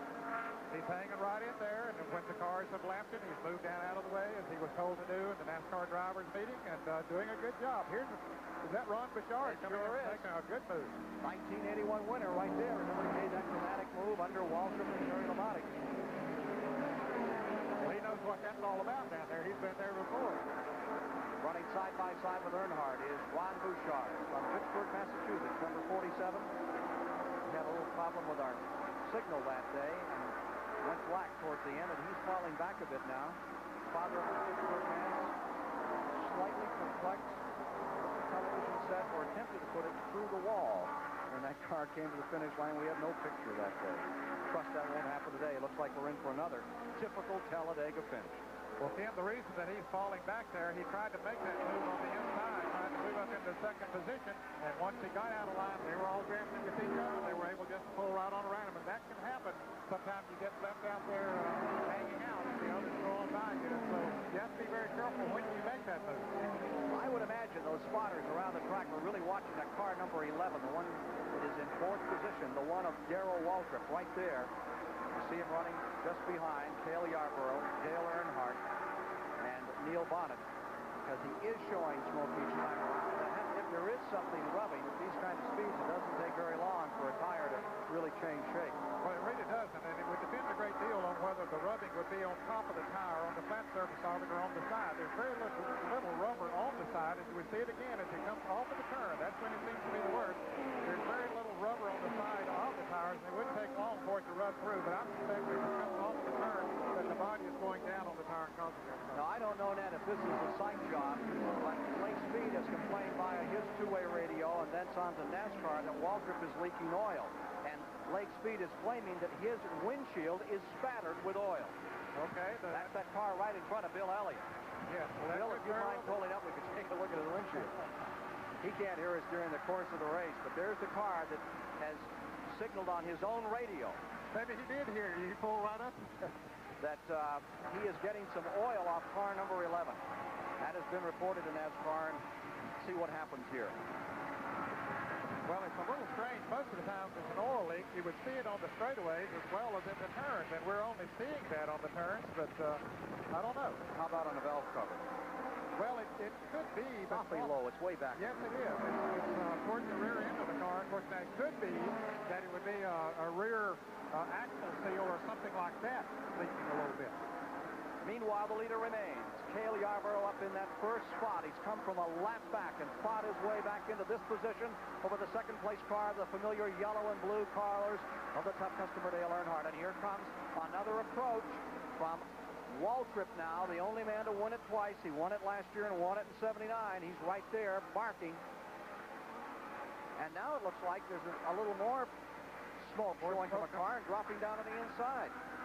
Definitely smoke coming from one car, and he got out of the... It might have been Lake Speed, or it might have been... It is the car number 1 of Lake Speed. Lake Speed's car, the one who was complaining that his windshield was being covered by a foreign matter. He is now on pit road in the Haas-Ellington car, the team that won here in 1977. Still, Yarborough in front, excuse me. Again, Ken, Lake has very alertly got the car down out of the line of traffic so that it did not dump oil. We see the smoke coming from Darrell Waltrip's car once again as he comes off of that turn. But Lake Speed, very up to his driving, getting his car into the pit area safely. Speed's car is down. Remember, he's been running in 6th position. Working on it now. Meanwhile, Cale Yarborough, trying to win the Talladega 500 for the first time, stays in front.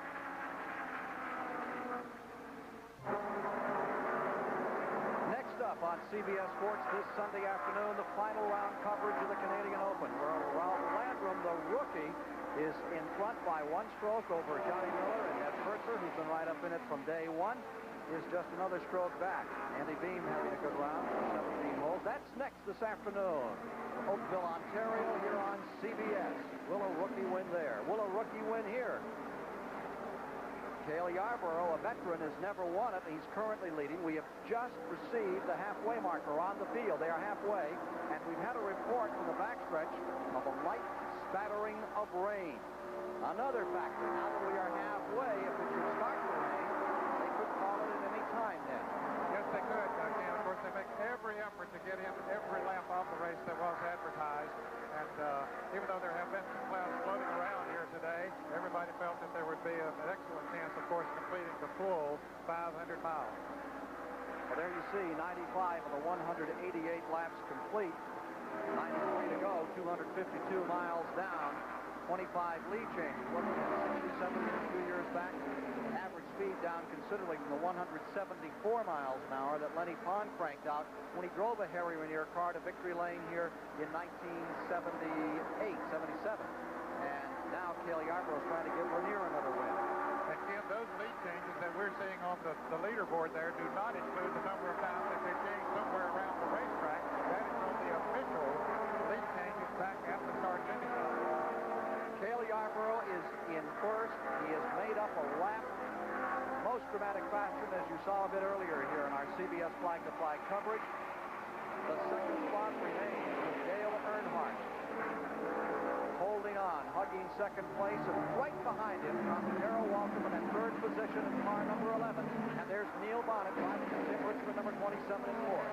And we have pit stops coming up very shortly here, Ken. There'll be scheduled pit stops. In fact, Jeff Bodine has already come into the pit. Remember, he ran out of gas a little bit earlier. He's not going to take that chance again. That fifth spot is Bill Elliott carrying our second CBS onboard camera. There's Bill Elliott looking at the fourth place car. We might get a look here at that smoke they were talking about off car number 11, Darrell Waltrip. Well, as we see him on the straightaway, we can't see any evidence of that smoke, but as they approach the turn, we'll see that's where it has been coming from, Darrell Waltrip's car. It looks like from the left rear as he comes out of the turn. We're still watching as Bill Elliott doing a good job of drafting. Now Bill's going to decide to pass him up on the outside. Here's Earnhardt on pit road. Second place car pulling in. Pit stop under green. Mud nuts flying, the tires coming on, the Budmore crew, this is where they're at their best. We're watching the time ticking away as they put the fuel in, change 2 tires on Dale Earnhardt. 1 at Nashville, 2 races back. They push him away. Not bad for 2 tires of fuel net. There could be a driver change right here. Let's go to Larry Newber. Well, as I commented before, Kyle will make the decision during this pit stop. Right now, he's in very close consultation with his crew chief, Mike Beam. They've been together for quite a number of years. Kyle has chosen to stay in the car. Terry Labonte standing by with a jury-rig helmet as far as the radio communications, but no go, at least on this pit stop. 10, unless it's absolutely necessary. They couldn't afford to make a pit stop on a green, to make a driver change on a green flag pit stop because it would simply take too much time. They'll hope for a caution if they're going to do that. Now you see Elliott pulling up. And we have our CBS cameras in first and second spots for a moment out here. Late Speed's retirement has been officially announced. 15th car out of the field. Late Speed. Bad break for him, his 4th try here, and he was running so well today. I think we're going to see Waltrip coming in as number 90 goes around him. This is the time when they all should be coming in. No, indeed, it is the second place car. Bill Elliott getting ready to come on the pit road. Elliott in the Ford drops down. Here he comes into the pits. This taking place in lap 99. Actually, lap 100. You're inside Elliott's car as he pulls up, and his cousins and brothers and friends from Dawsonville, Georgia, go to work. Now, you notice how they clean the windshield on these cars, Ken. That's a fellow back across the wall that has that special apparatus. They're only allowed 5 men over the wall, and you can see those 5 men to work on the car. That's a NASCAR official standing up in front of the car as he moves away. Actually, that was Waddell Wilson waiting for Cale Yarborough to come in, I believe, but there is normally a NASCAR official on the scene when they make these stops. Counting bodies to make sure they don't put too many over. They'll penalize them, bring them in for another lap if they catch an extra man over the wall. And here Cale is coming into the pit, so the leader coming in, and Richard Petty coming in right behind him. All of them will be coming in before too long because they are getting low on gas as we watch Cale come down pit road. Now, part of the way you make up time is being very smooth getting in and getting out. It isn't just the pit stop itself when those men come over the wall, those tire changers and jackmen go to work. But if you have a really good driver who is consistently quick on getting in and out, uses the brakes properly, you can make up 3 or 4 seconds. And his second here is 300 feet on the racetrack. It can make a big difference in how quickly you're able to accelerate, not break the wheels loose. We see Cale, he made a 16.1/10 second pit stop. Very good. Richard Petty beat him a little bit because Petty came in behind Cale. Now Cale is going out on the racetrack behind Petty. So he has some catching up to do. And whether that difference was on pit road or whether part of it was in approaching the pits and going out. Richard Petty coming back to full steam. He's won here once. The man in front is the man who's only man to win it once. There he is. Waltrip at number 11. And Harry Gant is very much up in the hunt now. He is being shown in 5th position overall. And they're saying there's a crack developing in Bill Elliott's front windshield, and there you see it. Crack beginning to develop. The stress on those windshields as they batter through the wind at 200 miles an hour. It's a wonder. Remember one time Cale Yarborough had one land in his lap before they put those 3 stress boards in back of those windshields. It can happen. There is a lot of pressure there, but if one has to crack, the one in Elliott's car is the best place. It's on the right-hand corner. Waltrip ready to pit. And Harry Gant ready to pit. We'll see if they take a look at what might be causing that smoke. Of course, their greatest concentration will be on changing right side tires and gasoline. Mike Joy is there. Here's Waltrip. Walter brings the car down to a stop next to the pit wall. Jeff Hammond puts the car in the air. Henry Benfield adds the gasoline, and Waltrip gets a drink as they service the car. It's the only break these drivers get in the running of a 500-mile race. They are not going under the hood to check on that possible oil leak problem. Let's go to Ken Squire. Back comes number 11, Cale Yarborough. There you see the 55 and the 33 rolling out. And the number 3, at number 3 is the Richard Childress car. Ricky Rudd controls of that. He loves to pull an upset here today, and they've been running well. He got his first victory ever a couple of months ago at Riverside, California on the road course. Leader pitting, number 27, Bonnet coming in. The Richmond car. They changed 3 members on the crew just about 4 races ago. They've had 2 third places, a win, and 1 DNF. They're doing something right down there on that car. Yes, they are. Tim Brewer, a young crew chief, worked with Junior Johnson several years ago. Actually, he started his career with Richard Childress, then went to work with Junior Johnson. A couple of years ago, went to work with MC Anderson when Cale Yarborough was the driver there. And then, of course, this year when MC Anderson sold out his racing operation to Raymond Beadle, he went with him. And now Eddie Tharp and Barry Dodson and Pete Peterson from the old team have joined the new team. And the team seems to be really working together. Here they are coming back out. Good Richmond's best finish in this race was 7th his rookie year here. Neil Bonnet is now, as we mentioned before, driving that car after Tim Richmond had something into his eye and will be taken out of the car. Now there you see Benny Parsons and Harry Gant. And the patrons on that car, the Vandals are not here today. Jimmy Vandal in the hospital and her friends trackside as well as in the racing area down there. Wanted to know she is missed today. Done a lot with motorsports and with those 2 cars in the past several years. They certainly have. Bobby Allison is being shown as the leader now. Now, Allison is not pitted. Remember, a little earlier here this afternoon when they made their pit stops under green, Allison went about 4 or 5 laps longer than any of the other drivers. That could work to his advantage here as we go on in the race. They run him out of phase, is what they say, and keep him just a little bit different from the other cars in the racetrack. And here he is pitting right now. Bobby Allison, the leader of the Alabama gang, the leader in the Talladega 500, coming out of pit road. CBS Sports live coverage of the Talladega 500 will continue after this word from your local station. We're back with you once again. Some 100,000 looking on at another great NASCAR Grand National battle. This one at the Alabama International Motor Speedway at Talladega, Alabama. Ned Jarrett, I'm Ken Squire, trackside as you watch Richard Petty working alongside Harry Gant at this point. Cale Yarborough right in there in a battle for 2nd place by our lights.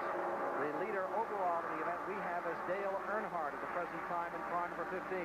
Now here's Harry Gant for the first time today in the Hal Needham car beginning to move around, and here is a picture of Richard Petty.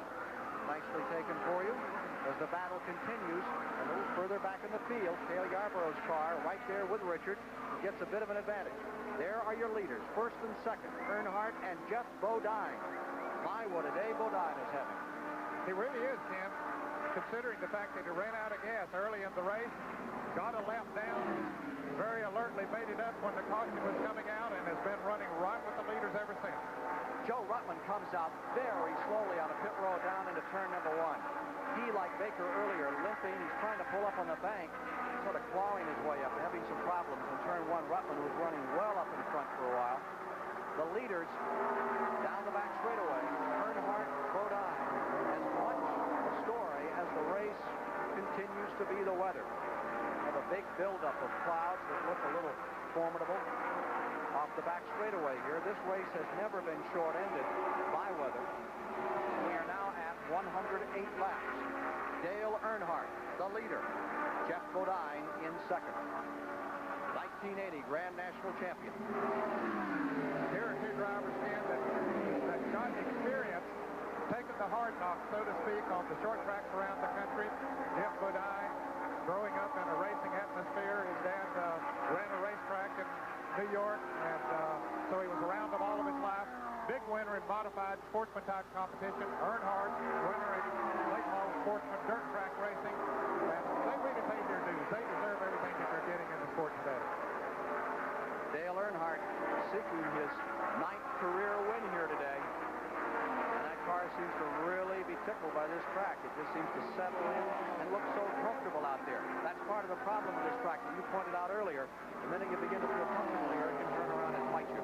It certainly can. You have to always be concentrating 100%. You can never let your thoughts go away just for a second because it could mean disaster for you. Let's go back a little. In the third position now, it is Cale Yarborough with fourth, the Richard Petty car.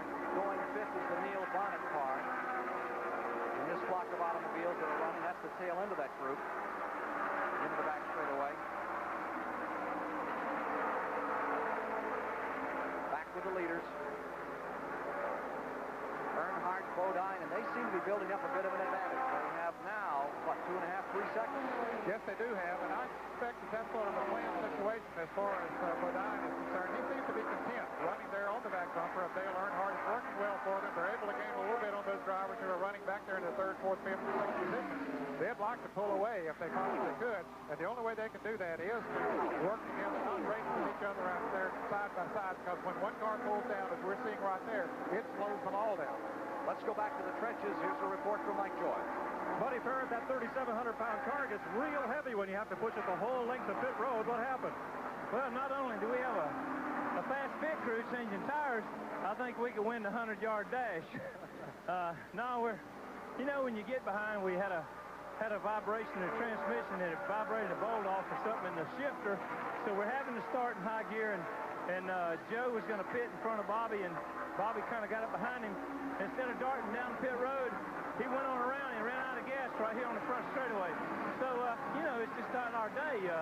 Just hopefully we can hang on and finish up so we can have a race car at the end of the race. Joe's doing a good job. The car really runs strong. When it's running, we got a super motor in the car, and it's the team effort's still going good. You've got a computer here in your pit, so you don't know when you're going to be out of gas or not. There's no fuel gauges in these cars. We can't blame it on the computer because my computer operator just came up to me 5 laps prior and said, "You're going to run out of gas." So I didn't believe him, but I'll tell you one thing. I'm going to believe in the computer from now on. I'm going to pit when he tells me to pit. Let's go to Larry Newber. Mike, we commented earlier that Bobby Allison was running on the ragged edge, and things are so bad, they're thinking about taking some drastic measures to change the chassis and the feel of the race car. There's a heavy coil spring down in the ground, and here are a couple of shock absorbers that may be destined to go on the front end. That'll take 2 or 3 minutes altogether and probably 3 individual pit stops. Not something you do under the green flag. That's the reason why during the last pit stop under the green flag, they made no chassis adjustment. They're hoping for a yellow. They'll come in 3 times and maybe make the changes that they need. Ken Squire? There are the leaders. There's Earnhardt in front. Bodine is in second. Cale Yarborough is third. And right there in fourth is Richard Petty. What is his strategy in this race? You know, you got to be around at the end of the race in order to win the thing.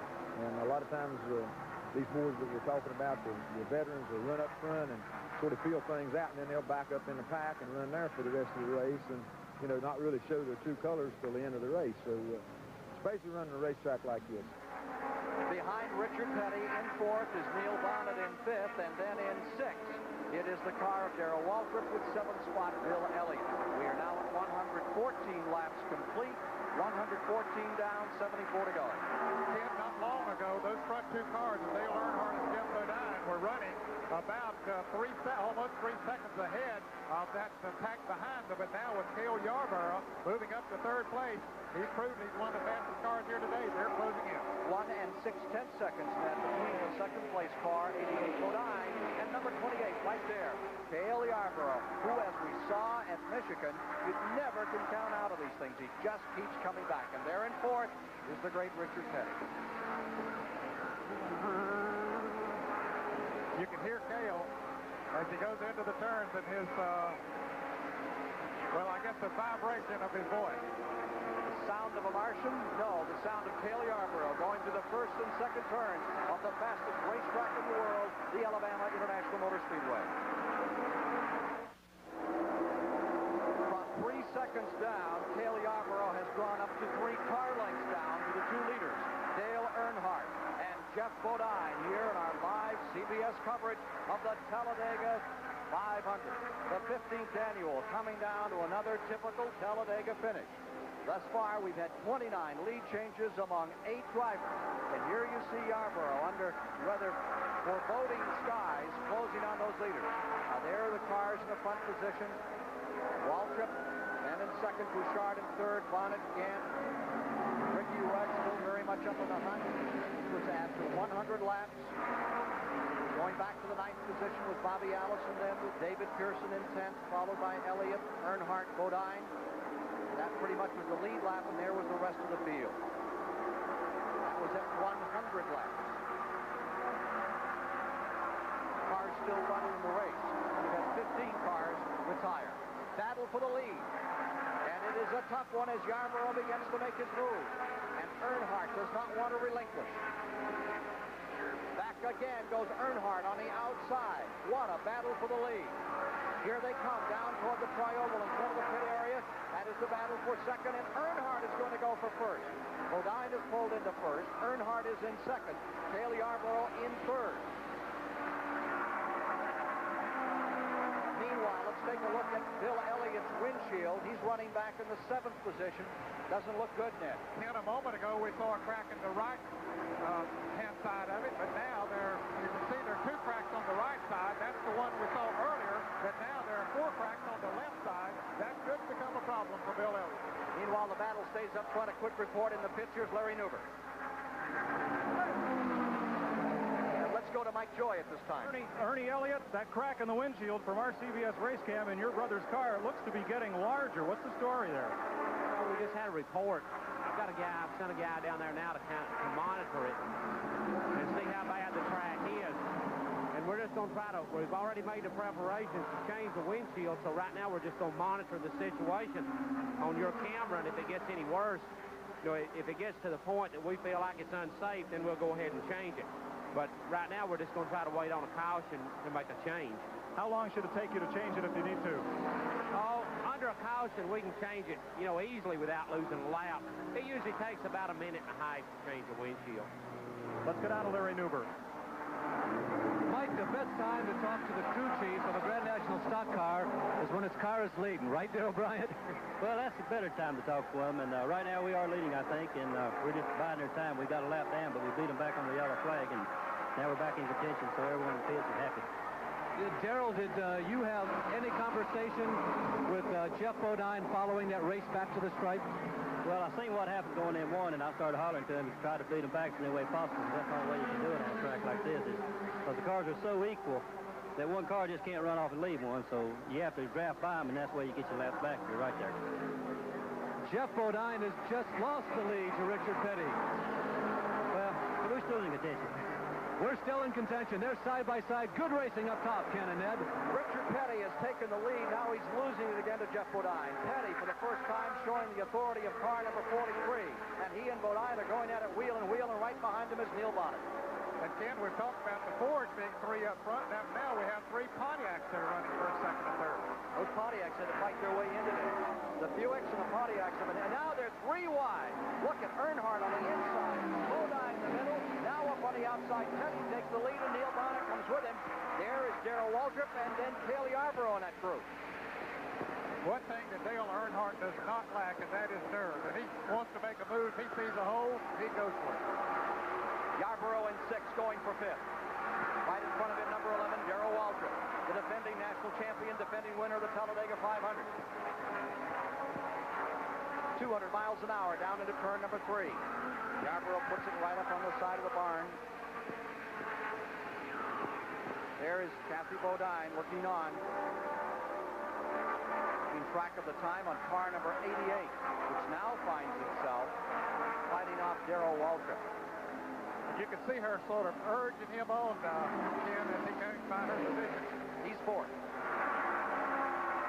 Bonnet making a move for the lead. There is Petty in 3rd, Bodine in 4th, and Bonnet just squeezed down to the inside. Moved that steering wheel just a tickle as he went after car number 15, Earnhardt, and then decided to slip in and drafted him down the back straightaway. Now here's the place to pass, going into 3, when he takes a shot. It's been a quick draw finish time after time, and it looks like another high noon shootout is on its way at Talladega, Alabama. Canadian Open later this afternoon here on CBS. Earnhardt in front, Bonnet in 2nd, and the Giant, Richard Petty in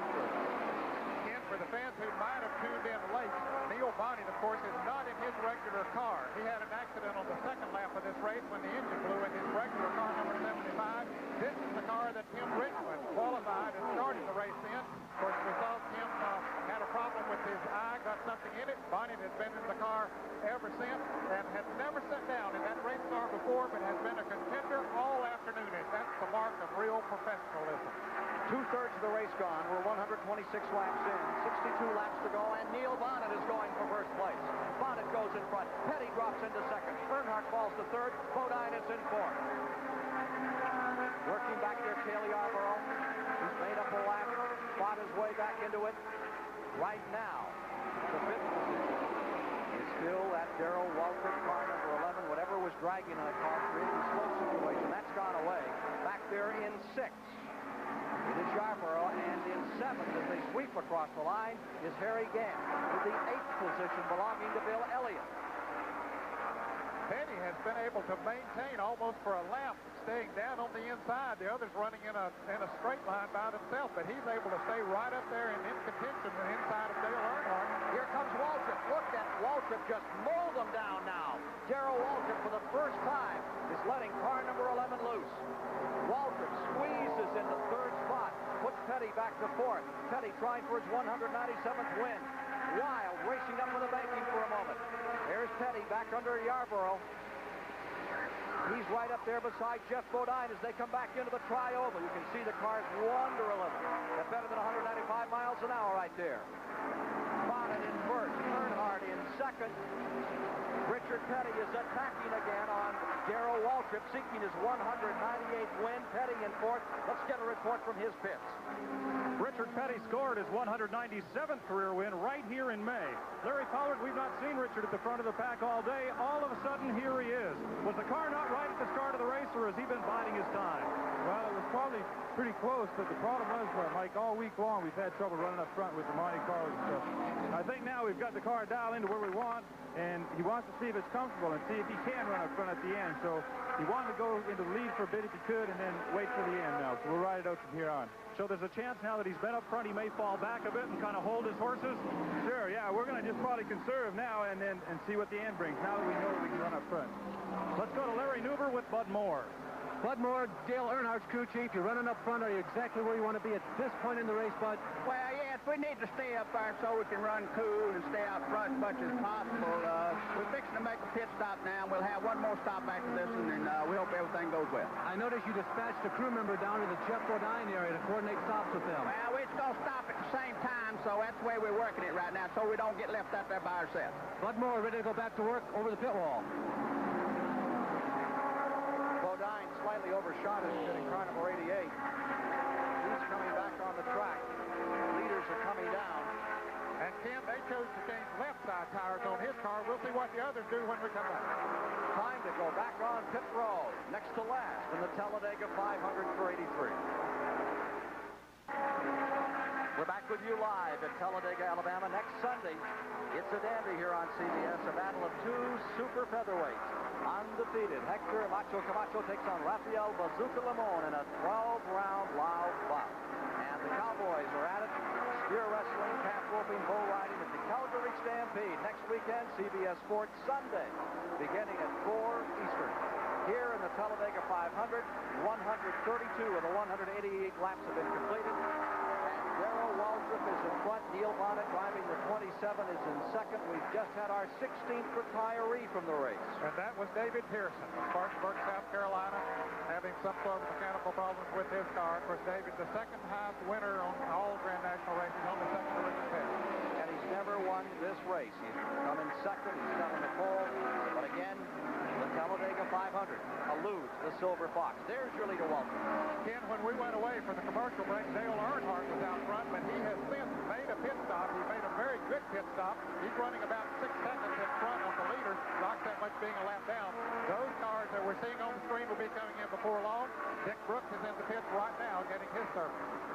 So pit stops are again the order of the race. We have 12 cars running in the lead lap. 12 automobiles now in the lead lap as the race begins to drain.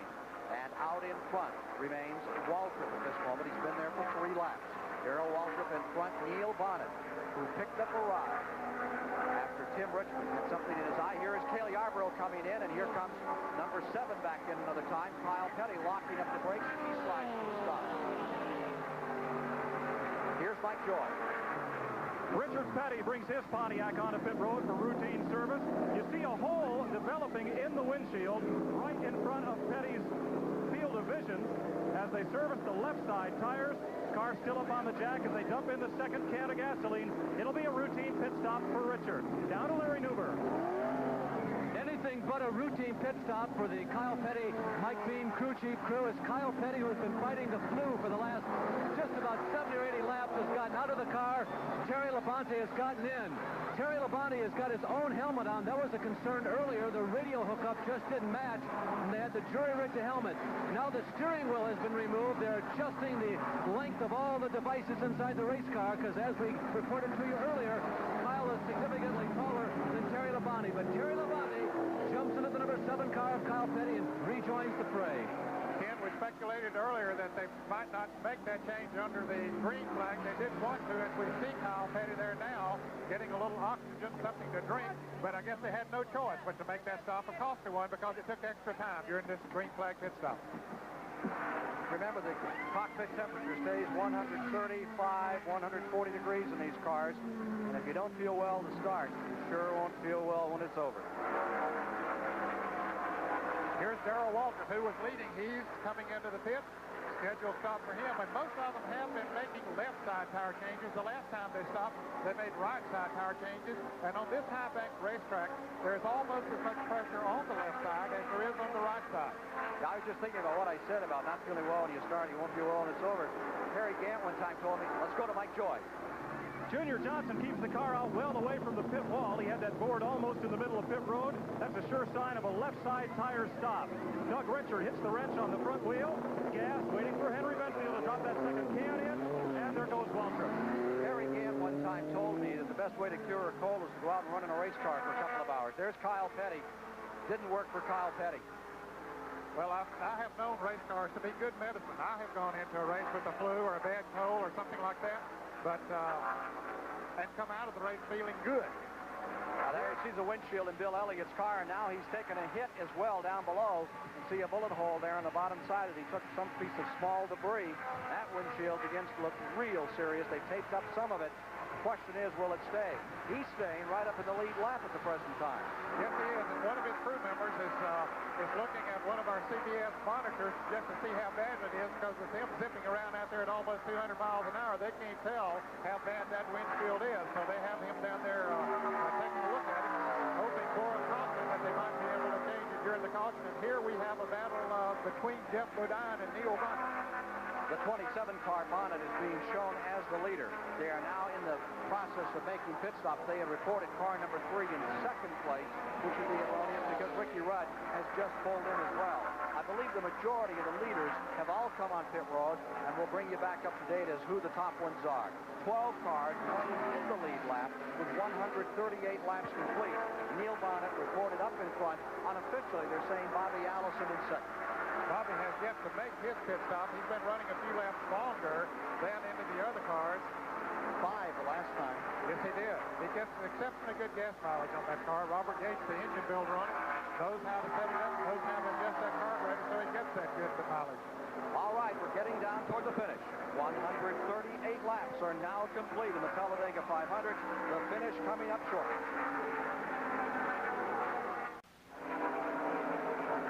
We're back with you live at Talladega, Alabama for the 15th annual Talladega 500. Leader is now coming back on the track. He's just been in for fuel. That's Neil Bonnet driving the Tim Richmond 27. The leader is now number 22, Bobby Allison. Second place has been a war. Richard Petty is in third, and dropping off the pace is car number 28. The Cale Yarborough car, which is right there a moment ago, something seems to be amiss on car number 28. In fact, he is back on pit road. Unscheduled pit stop for Cale Yarborough. He's gone. Going into the garage area. Cale Yarborough, who really put up a valiant effort here today, Ken, coming from a lap down 2 different times, and has led this race quite often, but now it looks like it's going to be all for him today. Cracked windshield, as you see, beginning to develop, but you can see as the car staggers in that there's a lot more than windshield problems. Here's a report from Mike Joy coming up as we see Cale Yarborough going back into the garage area. And let's go to Mike Joy. Neil Bonnet just made a good pit stop. Tim Richmond, you're a heck of a cheerleader. Well, I'm a cheerleader. We handed him some water, and they took one of the tires, and he did an excellent job coming in the pits, an excellent job going out, and the Blue Max Old Milwaukee crew did a good job getting him out. The reason we left him out so long and took a chance, that just means a lot less fuel we have to put in when he comes back in for the last stop. Looks like you're going to watch this one from the sidelines. Well, whatever Tim Brewer wants. You know, he's the boss. If it costs us something, I'm not going to get in the car. If it don't cost anything, I'll probably get back in, but the way it looks, I'm not. I'm going to stay out here. Back upstairs. I don't like it here. There's a guy that really likes racing. I mean, really likes racing. Tim Richmond, who's on the sidelines. There's the leader now. Bobby Allison in the number 22 has taken over in first place, and he has a pretty healthy lead right now. They're showing car number 27 is backed up into second spot after his quick pit stop net. Well, he has that second group. Bobby Allison has a good healthy lead as a result of not having made his pit stop yet. That's third place, number 15 Earnhardt, and they're reporting Richard Petty is in the fourth place, number 43, with the fifth spot going to Bill Elliott in car number 9. As to the circumstances around Bouchard, I question if he's going to lap down. We'll see in a moment. Waiting for a report from Cale Yarborough's story. Boy, what a heartbreaker for him. Getting a word from him shortly. Cale really gave it a valiant effort today. As Ned Jarrett pointed out, he had to do some making up to do, and he made it up. He came from a lap back and fought his way into the lead. Bobby Allison, who had a dismal qualifying day, didn't make it the first day at all, came back the second day, and then was relegated to 24th position. He's trying to tie Cale Yarborough for the all-time overall win list. He has 76 overall wins. Yarborough has 77. There you see number 27 sneaking alongside Richard Petty. That is Neil Bonnet driving the Richmond car. They are showing Bouchard a lap down. And there is Bill Elliott's car still hanging tough in 5th position. It looks like that windshield we can see on the left front is not getting any worse for it. Again, here's Bobby Allison in the pit. Car number 22, Bobby Allison. They schedule stop for him. They're changing left side tires on his car, as they did on most of the other front runners during this scheduled pit stop. But they got about 40-some-odd laps to go, Ken. They won't be able to go the rest of the distance here. They'll have to make at least one more pit stop for gasoline. He came into today's race with over a 200-point advantage over second place Darrell Waltrip. That battle is expected to continue to stay hot all the way down to the finish. Well, Bobby Allison went 2 laps longer than did Neil Bonnet. Allison went 39 laps on this run, where Neil Bonnet went 37. Richard Petty was the next closest at 34 laps. Bobby Allison, who leads in the NASCAR Grand National standings by 202 points over Darrell Waltrip, is back on the track as we move down in the Talladega 500 to the last pit stop. One more to go for fuel. CBS Sports live coverage of the Talladega 500 will continue after this word from your local station. Cracks continue to strain across the windshield of car number 47. The car of Ron Bouchard, and a consultation flag has just been given to him. Here's a quick report from Larry Newber with Cale Yarborough. Cale Yarborough, it's become traditional on these CBS races. We talk to you at the beginning because you're usually up front. We talk to you at the end of the race. Well, it's not quite the end of the race this time. Well, no, I guess we spun the bearings or something. I smelled a funny smell last couple laps. And I was hoping it was somebody else, but it was me. But the car ran real well while we was running. These things just happened. Cal, it's very warm, at least up and down pit road today. How was it in the cockpit? Well, it's pretty warm, but it's a little bit overcast. It could have been a whole lot worse, but we could have made it.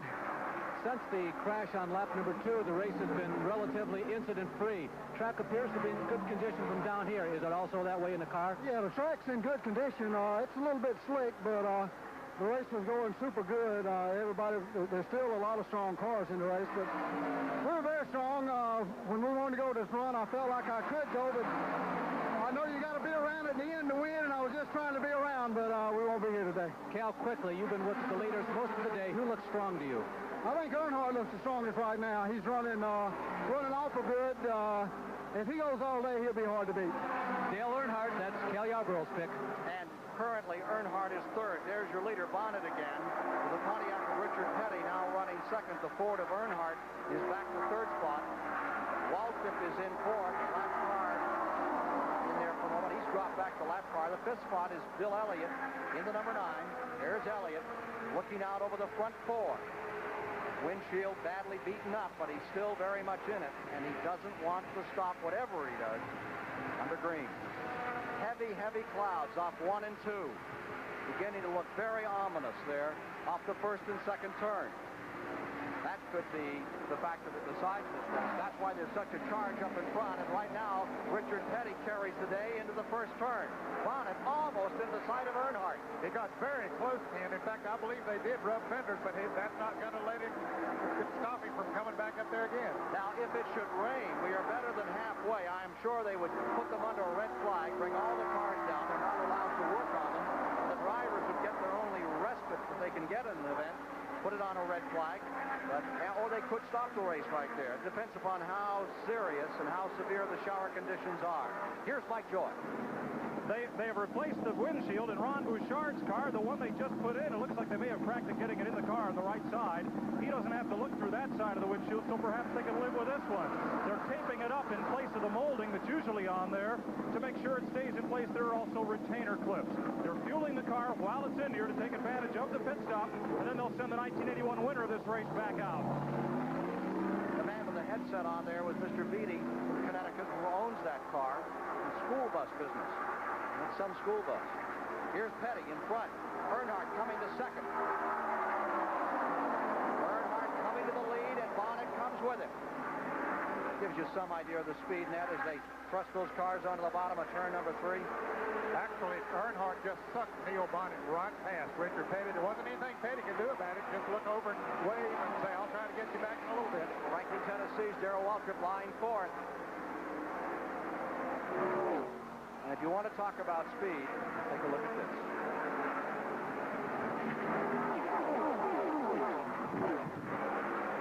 That third-place car remains Petty. The fourth-place car, that is Walter. Deployed in fifth is Bill Elliott. Then in the sixth position is car number 3. He's dropped back, and coming up is 33, Harry Gant. Gant is up in the sixth position this time. There's the back end of that lead pack.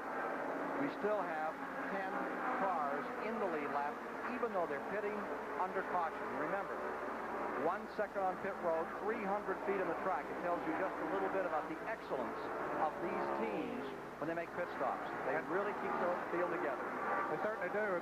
The fact that they've made 3 green flag pit stops now since they've had a caution, it's remarkable that they're still running this close together. Elliott lies fifth. Laps, 153 laps are now complete. There are 35 to go. Can Earnhardt hold on and win it? Will Bonnet take it in a borrowed car? Can Richard Petty win number 198 in his quest for 200 Grand National wins?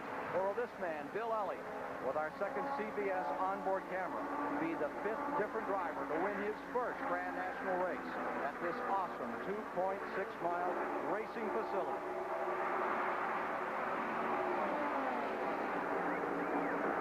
And now 154 complete. Petty going to the outside. And all of those drivers have been told on the radio that there is weather building up off the first and second turn, and to get with the program right now. There you see Gant. He's come into 6th position in the Haldane and Burt Reynolds car, and that one's beginning to roll. Gant has pulled up. He's been way on the back end of the tail lap, and now he's up into 6th. And Ned, this looks like it could be the most dramatic finish we've ever had at Talladega. It could be. All of those cars seem so very evenly matched. We've seen them switch positions back and forth, but no one has had any distinct advantage all afternoon. Benny Parsons has retired. Benny Parsons, who has never won this race, his car number 55 at lap 153 has gone back behind the wall, and they have just announced that Parsons will not come back out. That is the 18th retiree. Pearson, Yarborough, Parsons, right in a row. The 16th, 17th, and 18th drivers to come out of this race. All the superpowers of racing see their problems here. racing against time and against those clouds that you see off the first and second turn. And you can bet your bottom dollar that they see those as they go into the turn, Ken. They know that there's a possibility that a shower could come, so they want to be right up front, ready to make the move in case that caution should come out. Well, that's at least a trash bloater, and it could be a hog swallower over there off the first and second turn, Ned. Here is 15, Earnhardt, determined to hold on to the lead. Bonnet just as determined to give Tim Richmond something to cheer about today and take that car number 27 to victory lane for the second straight week. Remarkable win a week ago in Pocono, Pennsylvania for Tim Richmond in this car. Again, as we pointed out to you, Tim Richmond had an eye injury early in the race, and his relief has been Neil Bonnet, who was in a crash on the very top of the race. In the second lap, we had 6 cars eliminated when Neil Bonnet lost an engine. Cars took evasive action, struck the wall inside, outside each other. It took Grant Adcox out of the race and several others. I think Bill Elliott here could be a sleeper for us today. He's been right there, running in the top 5 most of the day, biding his time, looking at those cracks on his windshield, but they don't seem to be getting much worse for him right now. And he might be just sitting there waiting, have a little bit left. He's sort of a sly character, you know. He's learned a lot in his relatively few years in this business. This is his 7th year here in the Talladega 500 for Bill Elliott. Again, he's never won, but he's there, and he works just outside. Remember, he set outside pole, and the outside pole position has won this race 5 times. Every other driver has come from a different position. No one has come from one position more than once. We'll be back with more on that Talladega 500 in a moment. The Wall Street Journal is written for busy people. Doesn't waste your time with what you don't want to know. 28 and a half laps remain in the 15th annual $373,000 Talladega 500. And we see Earnhardt in first, Bonnet in second. Going in third, it is Darrell Waltrip. There's the rookie battle, and right now Sterling Marlin has been running in 17th, has just pitted and come back out net. And now Bobby Hillin Jr. is the top-running rookie. He's running in 13th position.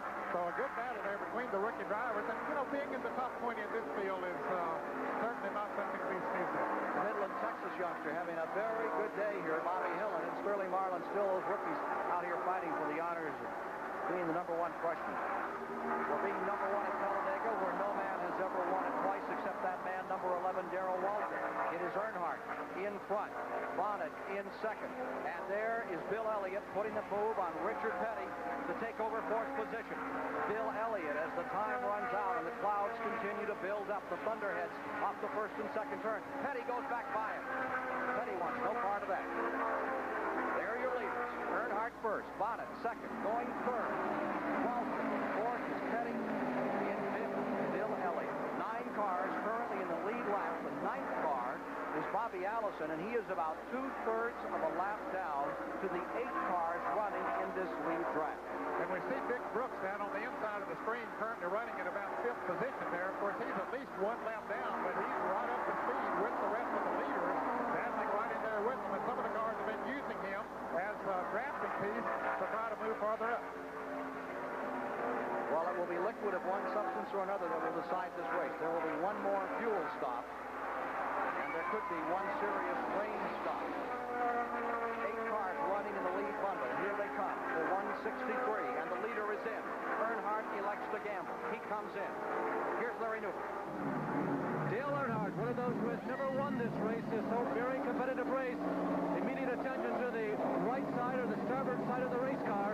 Remember, we've got less than 30 laps to go in this race. They don't have to fill the tank up all the way. No attention whatsoever to the left-hand side. Right tires only, and maybe about 3/4 of a tank of fuel. We'll see. Super pit stop, 12 and 4/10 seconds, the time that he was actually stopped. He made a good approach to the pit. He came in quick. He's getting out quick. That was a very good pit stop for Dale Earnhardt. Bonnet in first. In second is Waltrip. Here is Elliott trying to go underneath Petty again. It has been at the last pit stop where Elliott seems to have had his problems. There is Gant. The Bandit comes onto pit road. Here again on the Taylorsville, North Carolina Travis Carter crew, ready for car number 33. Key player late in the going. Something amiss. He either overshot his pit, I believe he did. He overshot his pits. Now he's going to have to back up. You talk about a costly pit stop. That is going to cost him any chance. Unless there is a caution. They're rolling him back behind Bobby Allison. Now they're bringing him back in. Bad break for Gant. Very tough break. I don't know if he just had a mental lapse and went by, or if something was wrong with the car that wouldn't let him seem to lock up. No, it didn't. So, but of course, Bobby Allison was right there when he came into the pit, so it might have blocked his view as to where his pit was. Exactly. You see that time running away. It's so easy to get mesmerized in this track at 200 miles an hour. Every driver talks about it. You may have seen it there. 27 in front. Bonnet first. Walker second. Petty third. Again, we saw Bobby Allison in the pit. He's still there. They changed the windshield on his car and needs to work on it. Lap down, Allison. Allison goes a lap down. Bad break for Bobby. Bobby Allison seeking that 77th win. Staying in the point battle, but not up here to be a winner in this one. Here's the man that is, Bill Elliott, car number 9, and it is a tough time as the windshields begin to get clouded with the oil, the residue from the track. But the issue is, can Elliott's crew keep it gathered up, keep their cool, get him out, and keep him in this hunt for first place? There you see Bonnet first. In pursuit in second is Darrell Waltrip. Then comes Richard Petty and Bill Elliott. Elliott has never won a race, and there's a bit of a shattered windshield. That was Allison. I think some of that may have happened when they threw it over their left shoulder. Yeah, I don't think it was in that condition when it was in the car, but I'm sure it was pretty bad or they wouldn't have taken it out. We haven't been keeping up with speeds in this race because of that very long caution. The average is up to 167 miles an hour.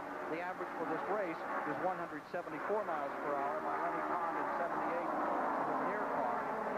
And the overall average, of course, is Buddy Baker at 177 miles per hour is the record for 500 miles at Daytona.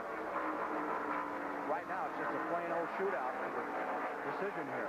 Well, even though the average speed is down some, again, they are continuously turning lap speeds of 197, 198 miles an hour, even this late in the race. Now, Elliott is pitting. Fourth place car, Bill Elliott is on pit road, and what has been pit blocking up a break. Ricky Wright moves up. Let's go to Mike Joy. They're servicing left side tires on Bill Elliott's car. You see the crack in the windshield as they wash it. It does not look to be too severe. It does not appear to be hampering his vision too much. They want to get every drop of gas in because the Fords don't get quite as good gas mileage as the GM car. He's away. Petty moving out in front of Bill Elliott as they come back on the track. That's their last stop. 167 laps are complete. 21 to go. When will these two come in? Should be within the next lap. Number 11, Waltrip first. 27, Bonnet in second. Ricky Rudd moves up to third. But remember, the last time, Neil Bonnet went longer than anyone else except Bobby Allison. Of course, Bobby Allison has already been in because of his windshield problem. So Bonnet should have another 5 or 6 laps before he would have to go.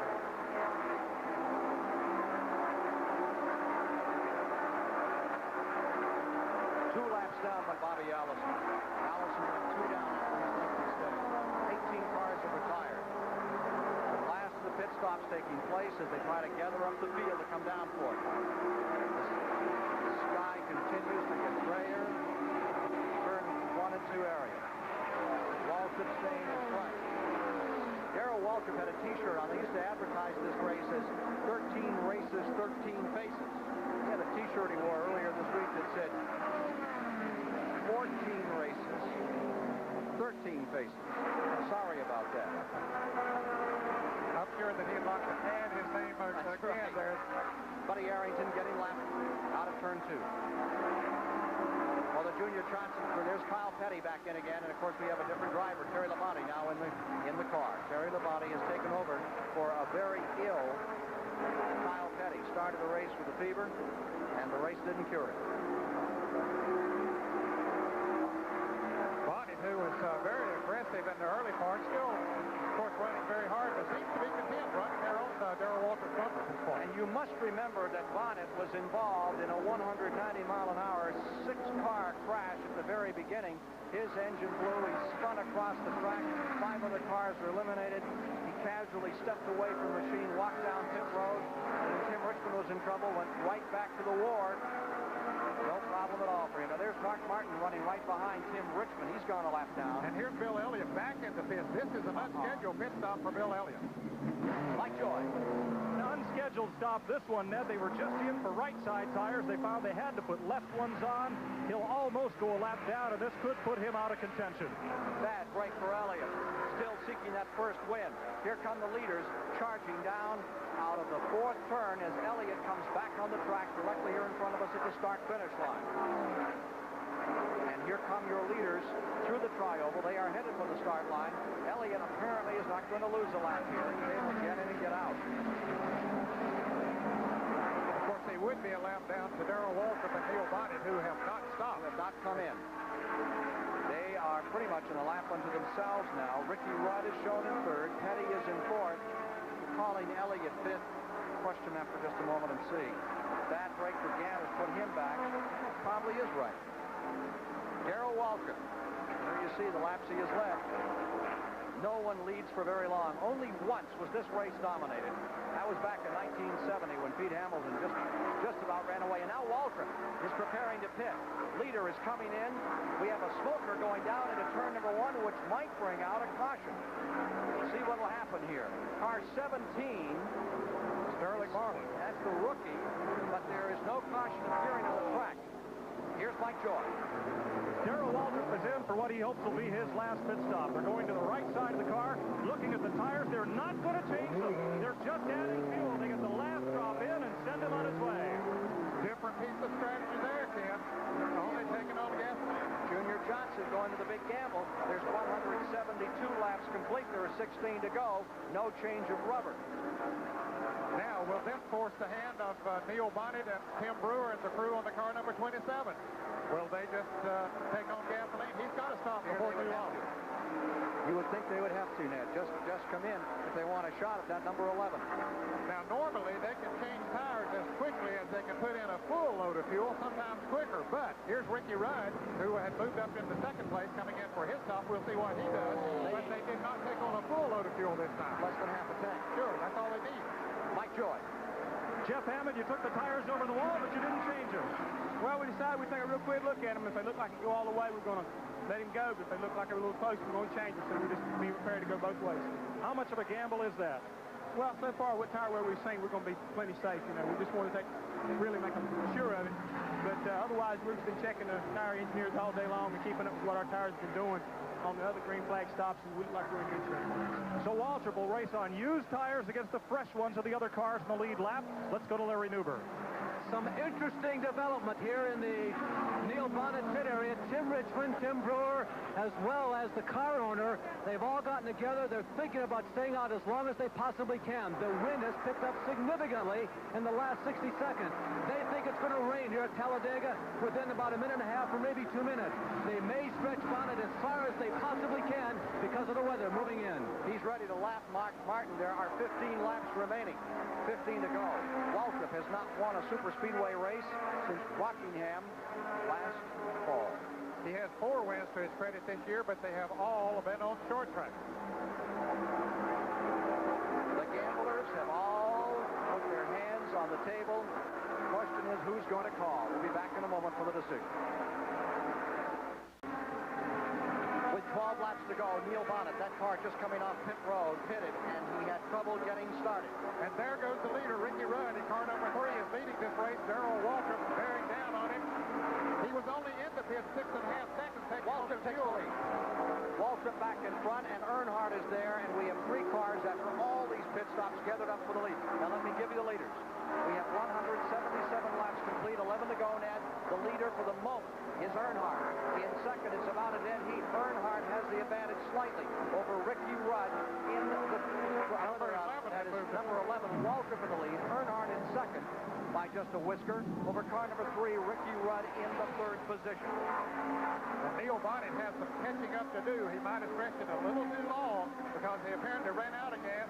Once they got the fuel in, they had to push him off down pit road, cost him an extra 4 or 5 seconds. So he has a lot of catching up to do. Leader, Waltrip. Here's Ricky Rudd back in it another time. Earnhardt. That is Joe Rutland now being shown a lap down, car number 98 a little further back. And there are only 10 laps to to go. Here's Larry Newber. Tim Richmond standing by, watching Neil Bonnet, his relief driver. Tim, you guys cut it just a little too short on fuel. Well, it was running coming in, and right when he stopped, it threw the fuel away from the pickup, and it sputtered enough to where he couldn't leave the pits under all power, and it slowed us down, and we're behind right now, and there's only 10 laps to go. Let me see, here he comes. He's catching him right now, but Ricky Rudd looks like he just ran out of fuel, but I don't know. It's going to be tough, but, you know, the car's tough enough. We just have a little bit of luck and catch that draft and run him down. He'll get it. Tim, you and Raymond were timing him very closely just before he pitted. Do you think he is faster than the other cars on the track when he's outside the draft? When he was by himself, he was faster than Darrell was when Darrell and Bobby Allison was drafting. So, you know, the Milwaukee Pontiac's running good. It's just, you know, if we got enough time to get there, I don't know. Well, Mike Joy is at the other end of the pit row. Another one of the stories we're watching is that of Ricky Rudd. Ricky Rudd just slowed down. Richard Childress, what's the matter? Something happened to the ignition, he said. It just cut off on him. It's a heck of a thing for 10 laps to go. That's right. The top three, as we see Ricky Rudd slowly coming back in after that great effort he's performed today. Waltrip first, Earnhardt in second, and the third position right now is car number 27, Neil Bonnet, car that was started by Tim Richmond. In fourth, Richard Petty, and in fifth is Bodine, and Bodine is running a lap down, and he is in a real dogfight with Harry Gant. They're fighting for fifth position, 88 to 33. Now, Ken, the car number 11, Darrell Waltrip, did not take on tires. Dale Earnhardt did, and yet he's right there with him. That's an indication that those new tires have helped him to run faster since he came back out there. Does he have a little bit left that he might be able to draft past Darrell Waltrip on that last lap as a result of being able to stick down on the inside of the track a little bit better? Time will tell. Seventh place car is Richard Brooks. Eighth is Bill Elliott. Time running out, 181 laps completed. This 188 laps, $373,000 shootout. Here you see Waltrip first. And then you wonder how much of a part these cars that are a lap down. There's Bobby Allison running right there in the third position. However, he's at least 2 laps down. He's the winner. Okay, but he could play a part in the role of the outcome of this race. He sure could. And this is going to keep him up in that point battle. They're the two that look like they're going to decide it. As happened so many times, that last fuel top makes for great separation out here. We have the third place car, number 27, really looking up from under. He's a long way back if you see him come to the trioval. A good 3.5, 4 seconds at least. It doesn't look like he's going to be a factor. I don't believe that he has enough time for him to make up that time, even though he might be running faster than any other car on the racetrack. So where would you want to be right now? Leading or second place? Your call. Sitting at home. You want to be running up with Darrell Waltrip or sitting back there in that second place position at number 15, Earnhardt. And there's the man who's calling the shots. He wants his man, Darrell Waltrip, right up in front. The legendary Junior Johnson. Hall of Fame member, winner of 50 Grand National races. Certainly has been a key figure in the sport of auto racing for many, many years. I'm sure he wants him up on the point. I don't think he wants him out back. And also looking on is Bud Moore. Many times decorated in World War II. Great battle hero. The guy that has put together Ford cars that have raced and won countless times on every track on which the Grand National race. Including here at Talladega. Buddy Baker won 3 races in a row in his cars back in the 76, 7, and 8, along in that period of time. Turn 3. 2-car shootout to decide it today here in the Talladega 500. Down they come out of turn 4. Waltrip in front. Can he be the first man to ever win it back-to-back? I think Earnhardt is sitting there biding his time right now. We heard Cale Yarborough say when he fell out of the race that he felt that Earnhardt had the strongest car. He saw how well that car was handling in the draft. However, Bobby Allison can still play a big role in who wins this race. Even though he's not in contention for the win himself, if he so chooses, he could be a factor in Dale Earnhardt moving around the Darrell Waltrip on the last lap. 4 seconds back from the leaders. Number 27, Neil Bonnet. And at least 5 seconds back in fourth position is Richard Petty. That's the picture as we get down to it. The battle for 6 is 88 and 33. And that is Jeff Woodeye and Harry Gant still at it a little further back in the field. But the whole story rests right on the point, right here. As Waltrip stays in front, Earnhardt keeps that Ford in second place. The Chevrolet Ford shootout at Talladega 483. 185 complete this time. Earnhardt has made no attempt to move around Darrell Waltrip. He's not about to give up his any advantage that he thinks that he has at this time. He's not going to tip his hand. There's Stevie Waltrip. That's Darrell's wife. Looking on. She usually mans the scoreboard for them in the pits. And there is Dale Earnhardt's wife, Teresa. She comes from a racing family. The Houstons from Hickory, North Carolina. Her dad, Hal Houston, who raced a number of years himself. Of course, Tommy Houston. Oh, Tommy Houston still races quite often. Of course, they've been very strong in sports auto racing for a number of years. Earnhardt content just to sit there and ride on Waltrip's bumper. 186 when they come by and 2 to go. Last 2 laps. Waltrip in first. Dale Earnhardt in second. Waltrip has won the national title the last 2 years. Earnhardt took the championship in 1980. Then things went bad for him. This year he seems to be having a little better luck at the midway point of the year. A great win at Nashville the other night with his car 15. Not this same car, their short car. Those big teams usually have as many as 3 cars. But now it's super speedway cars, all slicked up, aerodynamically just as perfect as they can make them. And it is the Junior Johnson car pulling away by 3 car lengths in turn 3. But did Earnhardt let him do that? He might have dropped back so he could pick up that draft and see how he could pick back up on him very easily, and he did. Only the front 2 have a crack at it. Those other cars are all a lap or more now. The white flag is out. This is it.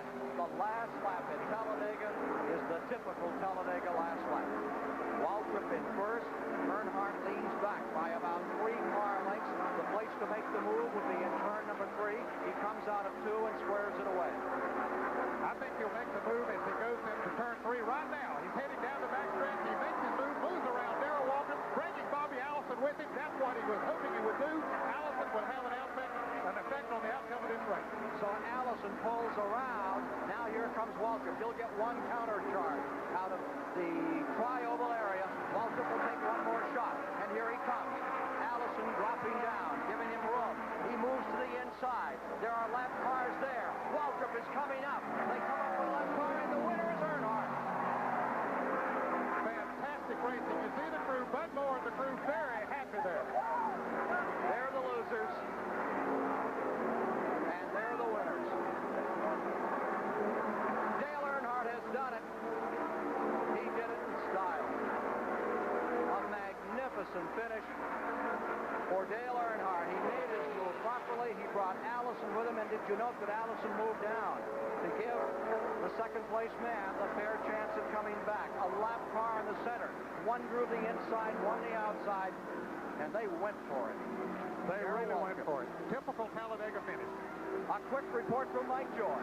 Well, just as the checkered flag falls, so does the rain here at Talladega. But more, another typical Talladega finish. This one wouldn't be over until they dropped the flag right at the wire. Well, yes, you know, it's a good win for us and a good win for Wrangler, and we rode Darrell. He drove such a heck of a good race, so I can't hardly talk about it, and we're really proud. That's 2 wins in the last 3 races. Yes, 2 wins in the last 3 races, and we're proud that the good Lord held the rain off long enough for the checker flag. It's pouring right down now, right here. We're on the way to victory lane. It's going to be a damp celebration, but an exuberant one for car number 15 and Dale Earnhardt's people. He led 11 times for 41 laps in that key lap, and let's look again at how he pulled it off. Take a look here, Ned, as they get car number 15 down and the crew celebrates a little. There he is in front. Allison got dragged through in the draft. I'm sure that Allison wanted to be up there. Well, yes, he did. And, you know, Ken, it did not surprise me to see Bobby Allison make that move because he's in a tremendous battle for Darrell Waltrip for the point lead. If Waltrip wins the race, that's an extra 5 points. And here they come to the start-finish line as Waltrip moved on the inside, trying to move back around, using that car there as the draft, trying to pick up a little extra speed, but he just simply couldn't do it. So we have another new face in victory lane today here at Talladega, Alabama, and it is Dale Earnhardt. What a remarkable finish for Earnhardt. And it looks as though things are going much better for Dale these days than they have for some time. Coming into this race, he was in 10th place in the standings. We'll be going to victory lane with Mike Joy in just a moment as they take Dale Earnhardt out of the car, and he's taking a deep breath and just thinking about the fact that he's there. Well, he ran one of the smartest races that I've seen, as Bud Moore said. He ran a very, very good race. Sat there on the back bumper of Darrell Waltrip those last 7 or 8 laps, made his move when he needed to. Timing was absolutely perfect. What can you say? I mean, the man just did what he had to do.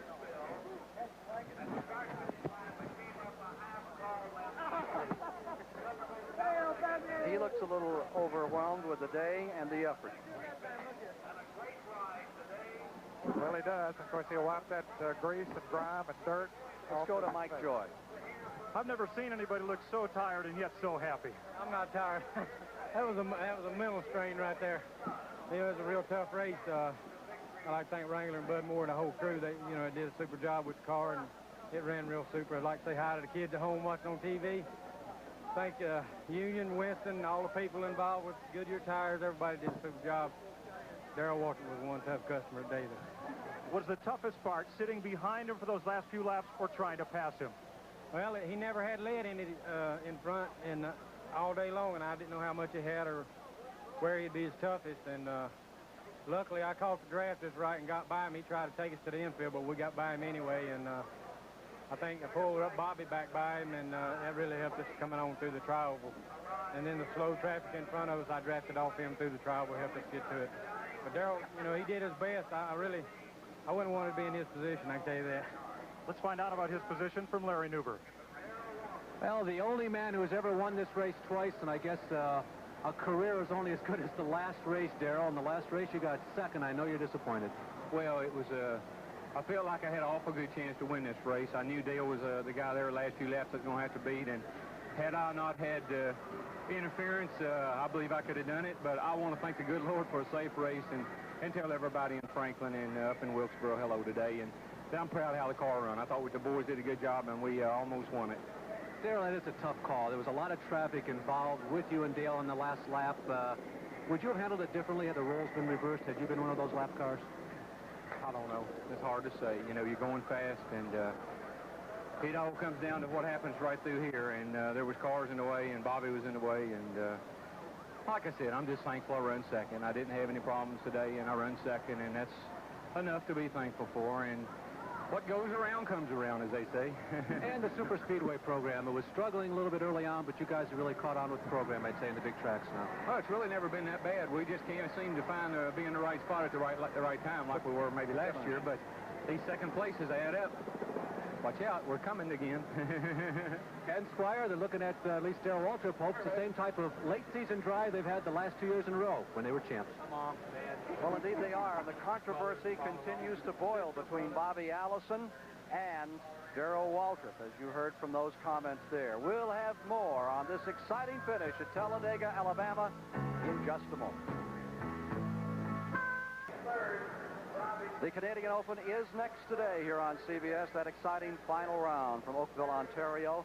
And we've certainly had an exciting final round here at Daytona, and controversy is again beginning to boil out of this finish as Dale Earnhardt came to the line. The battle that has been going on for the last 3 years between Bobby Allison and Darrell Waltrip, we got a little taste of it there at the finish as Bobby Allison's car came down the inside and drafted through to finish started to finish a position in front. I think he dropped back as he came out of turn number 4, but it broke up the opportunity for Dale Earnhardt, or for Waltrip, to make another shot at Dale Earnhardt as they came down, Ned. Yes, it did. When he moved on Earnhardt's bumpers, he started around Darrell Waltrip. That gave Earnhardt the momentum that he needed to really shoot by in a hurry as we see them coming down to the start-finish line here. Now, Waltrip is trying to move back around Dale Earnhardt. You can see Allison's car had already dropped back out of the picture, but where he had come into the picture was that he helped Earnhardt to draft past Walter. Whether it was intentional or not, we don't know because of that rivalry. Of course, there's the championship points at stake.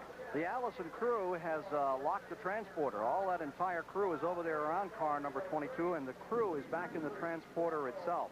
Let's take a look at some of the statistics on today's race. It was a 170-mile-per-hour average by which Dale Earnhardt won this race. There were 21 cars running at the finish from the 40 cars that started. We had 10 different leaders today and 45 lead changes, and Dale Earnhardt becomes the, well, it's still the 10th different winner of the season, in as much as he'd also won at Nashville. I thought we might have broken a new record. That's not true.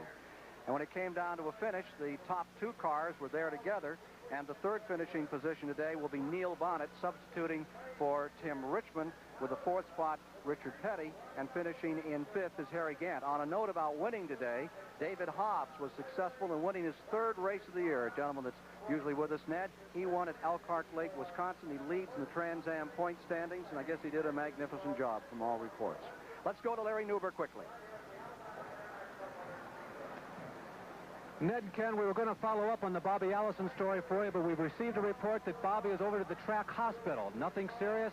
He had some debris that worked its way into his eyes, also like Tim Richmond's problem earlier in the day. He, along with crew chief Gary Nelson, are there attending to Bobby. So Bobby's okay, but the car sits here with not a crew member around it. Well, let's take a look now at the top 10 from this Talladega 500, the 15th annual, no exception from the others. Those typical great finishes as we take a look at the top 10 here today. Now you see Earnhardt winning, Waltrip 2nd, Bonnet 3rd, Petty 4th, and Harry Gant came home in 5th. Taking a look at the second 5, Jeff Bodine winds up in 6th, Richard Brooks in 7th, Bill Elliott in 8th, Bobby Allison 9th, and Mark Martin finishes the day in 10th place. Earnhardt wins his first Talladega 500, and he did it in style coming out of turn number 4. So that's the story today in the Talladega 500. This is Ken Squire for Ned Jarrett, Larry Newber, Mike Joy, saying so long from the 1983 Talladega 500. This CBS Sports Special has been sponsored by Budweiser. For all you do, this Bud's for you. Pontiac, who invites you to test drive a new Pontiac at your Pontiac dealer. At Pontiac, we build excitement. And by Sears, Roebuck & Company.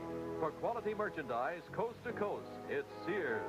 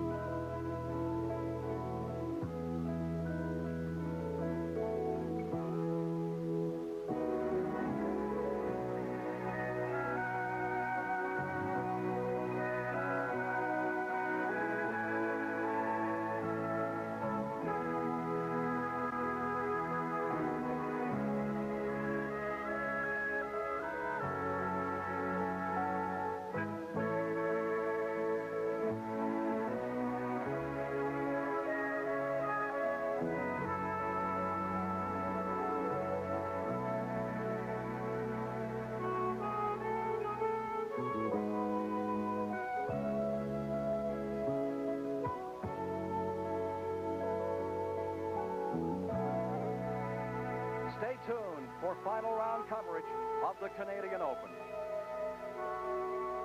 The Talladega 500 has been a presentation of CBS Sports.